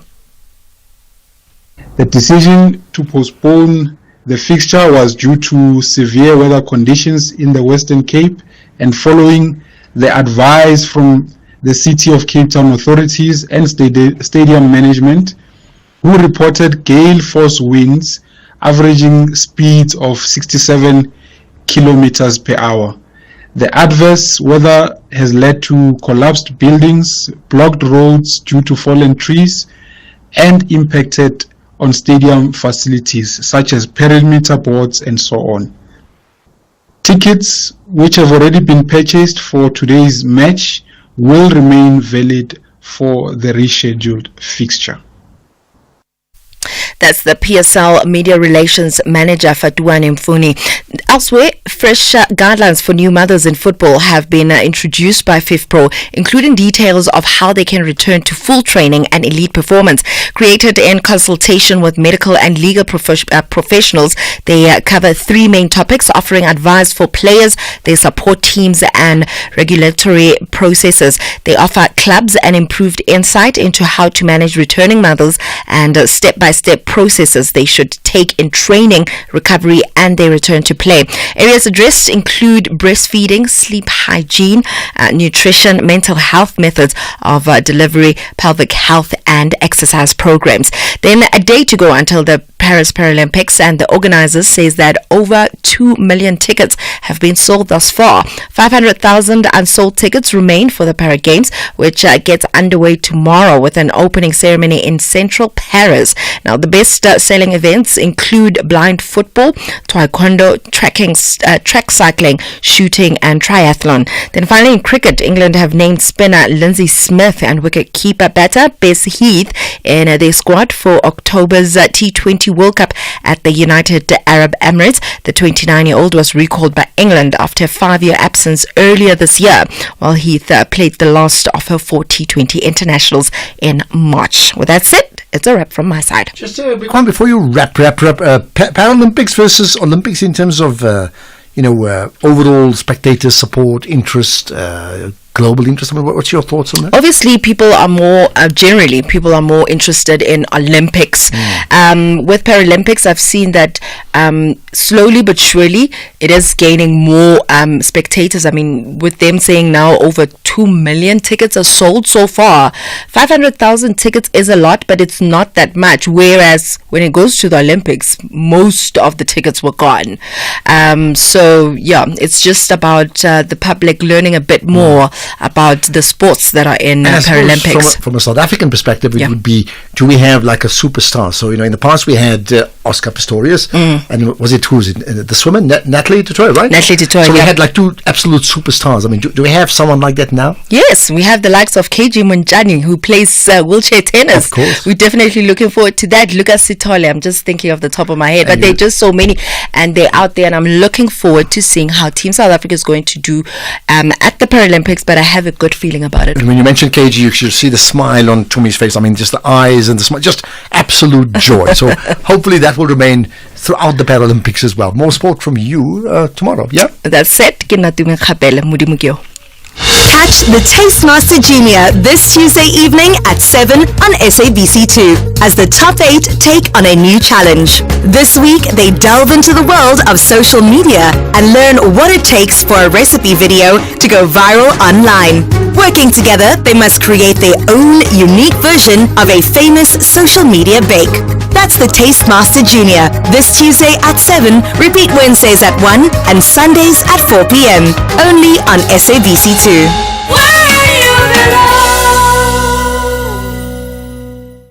Hey Mike, congratulations on your retirement. Thanks, Andile. Are you preparing for it? Yes, but not just for myself. For you and? For me and my employees. Oh. Since we moved to Old Mutual Corporate, their retirement funds have not only been safe and secure, but gaining competitive returns through exposure to diverse investment markets. Impressive. Visit oldmutual.co.za/employee benefits and go from questions to solutions for your employees with Old Mutual Corporate. Old Mutual Life Assurance Company SA Limited is a licensed FSP and life insurer. T's and C's apply. The Foxes are highly motivated to wrap up the month of August with maximum points. Jamie Vardy! Again for Leicester City! Ageless, priceless and timeless! Yet the Villains are fully focused on travelling back home with vital 3 points. Larkin towards Randy, but John Duran! Oh, it's John Duran! Rolls it into the net, puts Aston Villa 1 goal This is the Premier League. Do not miss out on the glittering action between Leicester City FC and Aston Villa FC on Saturday 31 August at 3:30 p.m. Live on SABC3 and at your fingertips on SABC Plus. Also available on SABCsport.com. Proudly brought to you by SABC Sport. For the love of the game. Economic news on SAFM. Facts and figures you can count on. Right, as always, let's talk about the markets with Jimmy Moyaha with the SFM Market Update. Jimmy, good chatting to you as always. Right, what are the moving markets today?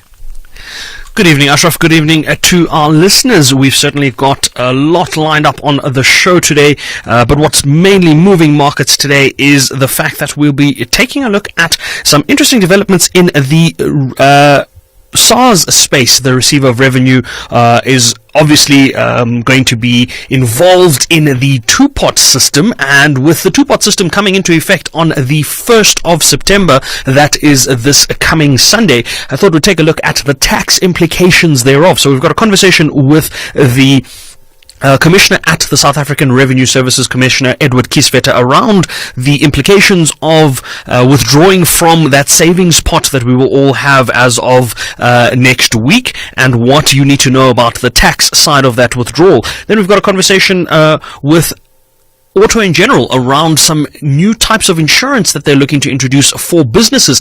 Businesses are increasingly exposed to different types of challenges, and it is always worthy to have some good insurance in place to protect your business in the event that these unfortunate things happen. We've also got a conversation with the Johannesburg Stock Exchange around actively managed ETFs. They seem to be growing in popularity. We're going to unpack what they are, dig into just what they mean for investors and whether or not it's worth having those in your investment portfolio. And then, because it's Tuesday, we either have an Agri Tuesday segment today or a Property Tuesday segment, and today is Agri Tuesday. We're taking a look at a very interesting phenomenon that a viticulturalist has come across in wine farming. So the wine farming and the impact of introducing certain types of animals onto a vineyard, and what impact that has on the soil and the quality of the wine that comes out of that. So that's going to be a very interesting conversation to dig into from that perspective as well. But before we get to that, the markets have had quite a good day, especially when we look at local markets. They've fared a little better than offshore markets. But let's start with those offshore markets, because some of them would have been trading before our markets. Sydney was down 0.5%. Hong Kong was up almost 0.5%. Shanghai was down 1/3%, while the Nikkei in Tokyo was up 1/3%. So mixed bag in Asian markets. European markets were slightly more positive, with the only market in the red being the CAC 40 in France, down 0.1%. The FTSE in London was up 1/3%, and the DAX in Germany was up almost 0.5%. Our local markets had a very green day. Resources struggled throughout the day. They were down about 0.5% at one stage, but eked out 0.1% gains by the end of market's close. Industrials were up 0.4%. Financials up 0.6%, or 2/3% there. As a result, the all-share was up 0.43%. The top 40 was up 0.5% or so. And if we look at some of the movers on the shares or the equities side of it, Master Drilling was one of the big movers there. They gave us results today. They were up about 3.4%. If we look at some of the other movers there, the likes of Vunani were up as well. The likes of the JSE itself was up about 3.2%. Telkom also having a good day, 2.5%. The Telkom story is quite an interesting one. The PIC sold down of some of their Telkom stake on Friday, but we'll dig into that a little later on the show. Some of the companies that didn't have such a good day, healthcare provider RH Pupelo didn't have such a good day, down about 10% on the day. Premier down another 3.5%. They were down yesterday as well. Brait, the owners of the Virgin Active groups in South Africa, down 4.3%. So we're going to dig into these and other stories a little later on. But before we do that, let's do a quick summary of the currency moves. The rand giving back some ground against the US dollar, giving back about 1/3%. So at 17 rand 75 for one US dollar, at 23 rand 48 for one British pound, and 19 rand 81 for one euro. One Australian dollar will cost you 12 rand and 2 cents. And if we look at commodities quickly while we're at it, the gold price $2,512 an ounce, about 1/5% weaker. Brent crude $80.31 a barrel, still hovering above that $80 a barrel level. And platinum and palladium still below $1,000. We'll see how they shape up, and we'll come back with these and other stories later on. Before I wrap up with you, just give me a soundbite answer to this marketing masterclass. What is a government bond and why? So a government bond is a debt security that's issued by the government, and they basically use it to to raise capital to support their spending, to support whatever obligations they have. The interesting thing about government bonds and why they're so favored by investors is they're effectively almost a risk-free investment, because the likelihood that the government will not honor that is a far more serious situation than them honoring that. So any bond holders of government bonds would benefit from receiving interest while holding that bond until a set maturity date, and at that maturity date there will be a settlement of that particular bond or a rolling over into a new bond, and so investors can really benefit from loaning money to the state in simple terms. Okay, thanks for that insight into government bonds and lending money, as you said, to the state. Thanks for that, Jimmy. And your show coming up 6 to 7. That's the SAFM market update.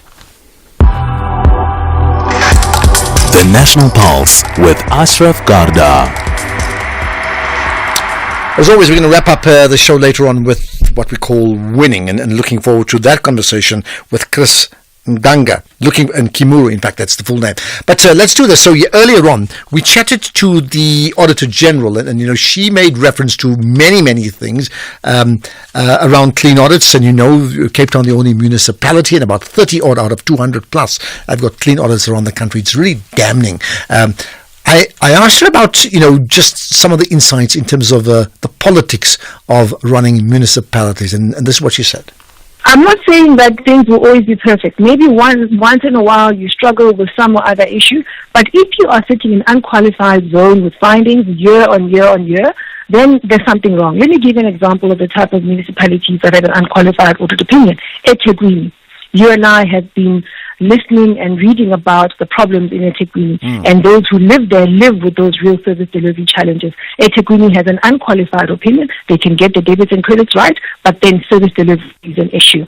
If you look at the city of Johannesburg, same issues, right? There's a big service delivery gap, and you can often locate that at the inability to do the basics of planning for performance, monitoring performance, and making sure that the execution of service delivery functions and infrastructure maintenance projects is done. Don't do that, you end up with degradation of infrastructure, you end up with growing service delivery gaps. And then early on, we chatted to Yumnal Saeed, who was a journalist, award-winning journalist for Al Jazeera English, and worked on the beach in Gaza in Palestine for over 10 years. And she spoke about, the life of a journalist there. Well, it's very important for them because they're getting a testimony from the ground. It's different than when it's someone speaking to them and they have never been inside Gaza. I've been inside Gaza. I've survived this genocide, but it's still ongoing, and this is my job. So everybody wants to know exactly how it is on the ground. I can give them those details that they don't see on TV. And the podcast of that conversation, you can pick it up of Yumnal's side together with that of the Auditor General as well. Let's get to some of your voice notes as well. Really appreciate the comments we've had from around the country all throughout the day. Sticking with that, with the Maluleke report first. Ashraf, hi. Wow, this is JCK Kaunda from Sina. Ashraf, the findings of the Auditor General of South Africa, May Maluleke, it's a waste of time and resources, no repercussions. We hear this for decades, billions and billions wasted, irregular expenditure, wasteful expenditure for a century, no action. The parliament is mum, the president is mum. They don't give the Auditor General teeth to bite. When are they going to give the Auditor General teeth to bite and punish all these culprits? Let me rest my case for now. JCK, Kaunda from Sina. Okay, JCK. I don't know about, it's a waste of time, because imagine if there's no Auditor General report. Imagine if there's nothing. I hear what you're saying about doing something, but if there was nothing, we'd even be in a worse state. The question is, okay, I hear you, what happens next? Good afternoon, Ashraf. Ashraf, that IT lady might be lying. She might have heard that 700,000 IDs has been flagged and blocked.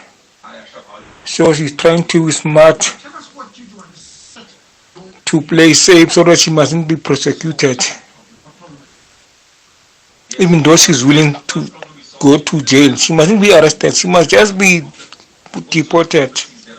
Thank you. Anonymous from Soweto. All right, Anonymous. Well, I'll tell you what, I don't know. I don't know enough about that. I'm rather puzzled. I certainly want to know more about that issue. Also, more about crime. Good afternoon, Ashraf, and your listeners, Young and Rosebank in Cape Town. Ashraf, unfortunately, I don't think we're going to win the war against crime, because really our system is not victim centered. You commit a crime, you go to prison, come out with several degrees. I mean, what about the victims of crime? Seems like criminals are rewarded. Now we are saying we're going to offer them interpreters. Honestly, we're not serious about fighting crime as a country. That is my honest opinion. I lost hope. Well, I must say, I find difficulty disagreeing with you about just how serious are we with solving the issues of crime. Here's another. Hello, Ashraf and the team and the listeners. You ask the Statistician General, are we safe in South Africa? The answer is no. I'm shocked that there are 80% of people who say they are safe in South Africa. I certainly don't feel safe in this country. Thank you very much. Well, I agree with you. I love my country. I love so much about South Africa. But are we safe? No, perpetually we're not safe. And I would be surprised that others may think that we are, right? Here's another comment. Ashraf, thanks for the informative show from, I think it's Skhu, S-K-H-U, in Pangase from Moy River. Well, appreciate it. Really appreciate your feedback. I tell you what, always love the fact that you can give us feedback, because certainly between myself and Temba and Keys and Busani, we put a lot of work to try and make sure that the show reflects the national pulse, and we do that well. So your feedback, your suggestions are always welcome. By the way, talking about suggestions, do join the National Pulse channel on WhatsApp. Okay, 0614 104 107. Just WhatsApp us right away. Just say join channel. Weeknights on S3 are all about winning, and winning big with Wheel of Fortune. For the first time in South Africa, Wheel of Fortune is on S3, Monday to Friday at 7:30 p.m, where Rorisang has South Africans locked into the world of word puzzles. Watch contestants spin the wheel to stand a chance of walking away with 100,000 rand, or a car valued at over 500,000 rand. You can also be part of the show and win big. To be part of the show, log on to wheeloffortunesa.tv and let the wheel decide your fate. Channel your inner wordsmith with Wheel of Fortune SA on S3. Open up.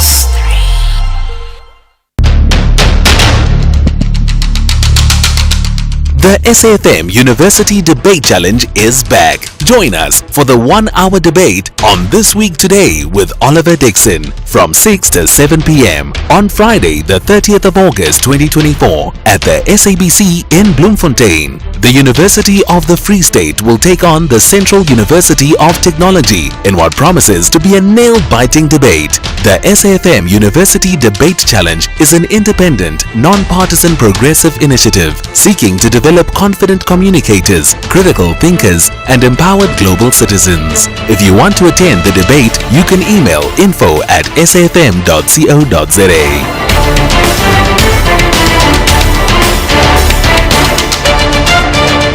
SAFM, leading the conversations that move us.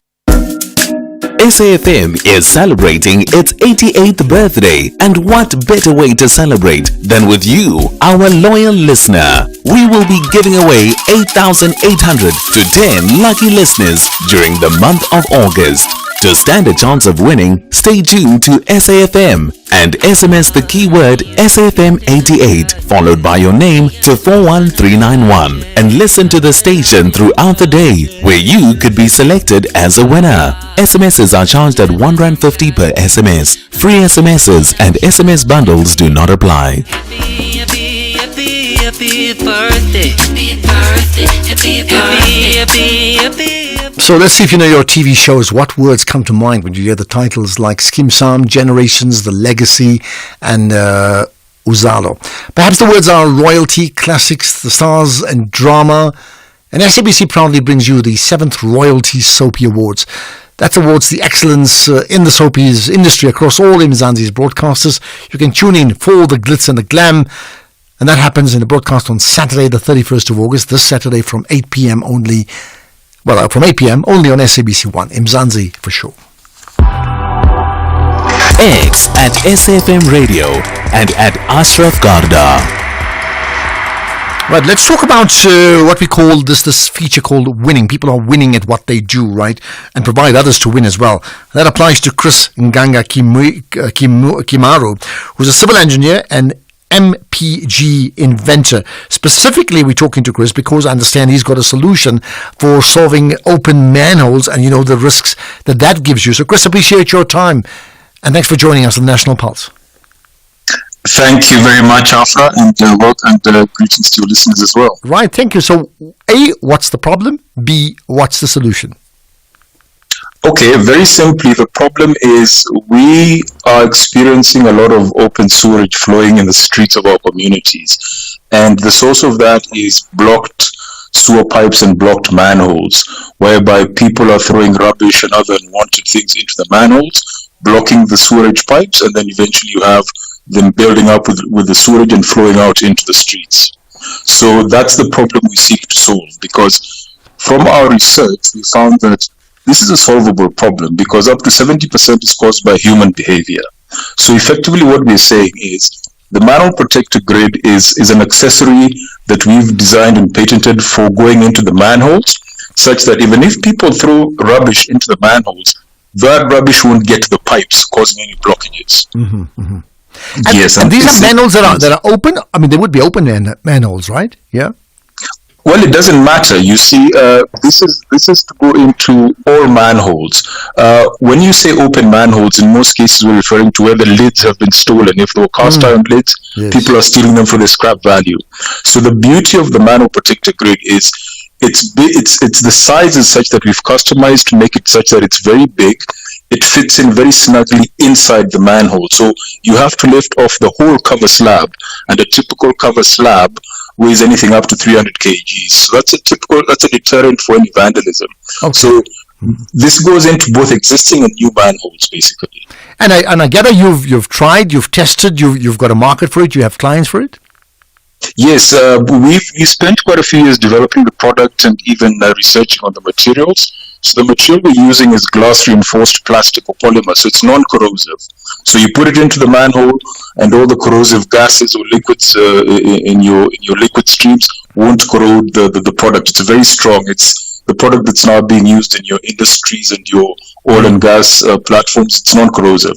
So we've developed the product, and our client really is government, municipalities, because they're the owners of the sewer networks. And I mean, in which communities are they using it? And how has that changed those communities?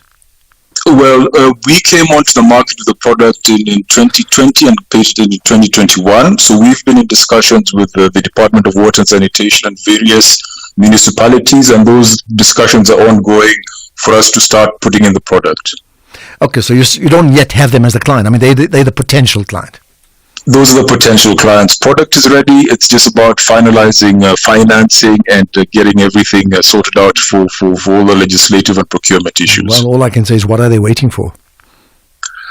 It's a new product, and innovation in government public space takes time. So we're engaging. We are still engaging with the parties, but we've made good progress with the City of Cape Town. We've met various municipalities across the country, even Joburg Water. So the interest is there. It's just these engagements take time before we can get rolling. And what for you sparked of your interest in solving this problem? Well, with my experience, I've been practicing as a civil engineer for over 27 years, and a lot of that time has been spent in the water and sanitation sector. So we came across challenges where we would install sewer networks, and the municipalities would say, but these sewer networks are not working. And when we investigated why they're not working, we found that because people were throwing rubbish and dumping into the sewer networks, of course, no gravity system can work with that kind of misuse or vandalism.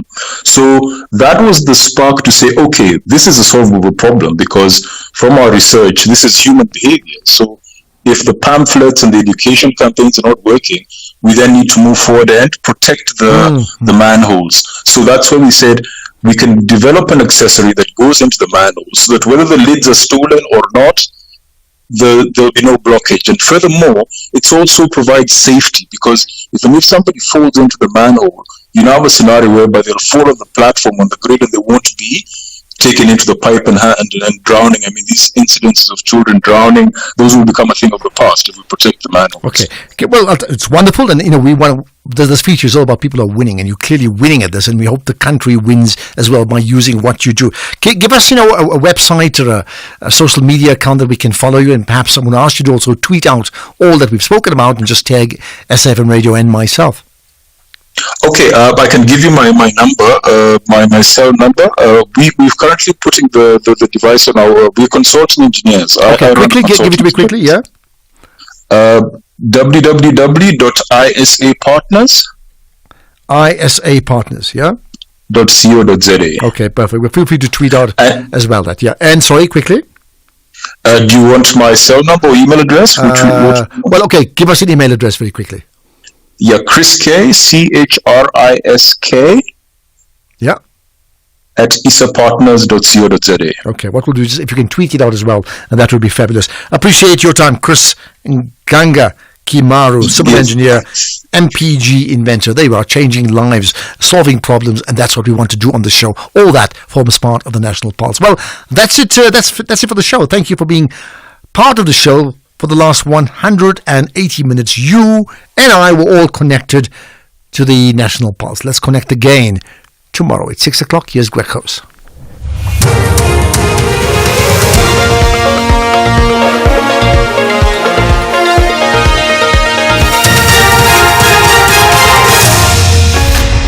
Thank you again, Ashraf. In this news update, Mashatile vows to crack down on extortion and Israeli hostage rescued in Gaza. Good evening. The Deputy President, Paul Mashatile, says government will deal with extortion gangs. He says law enforcement agencies will pool resources together to fight the growing problem. He was speaking in the National Council of Provinces. We will, Chairperson, through the JCPS cluster, bring together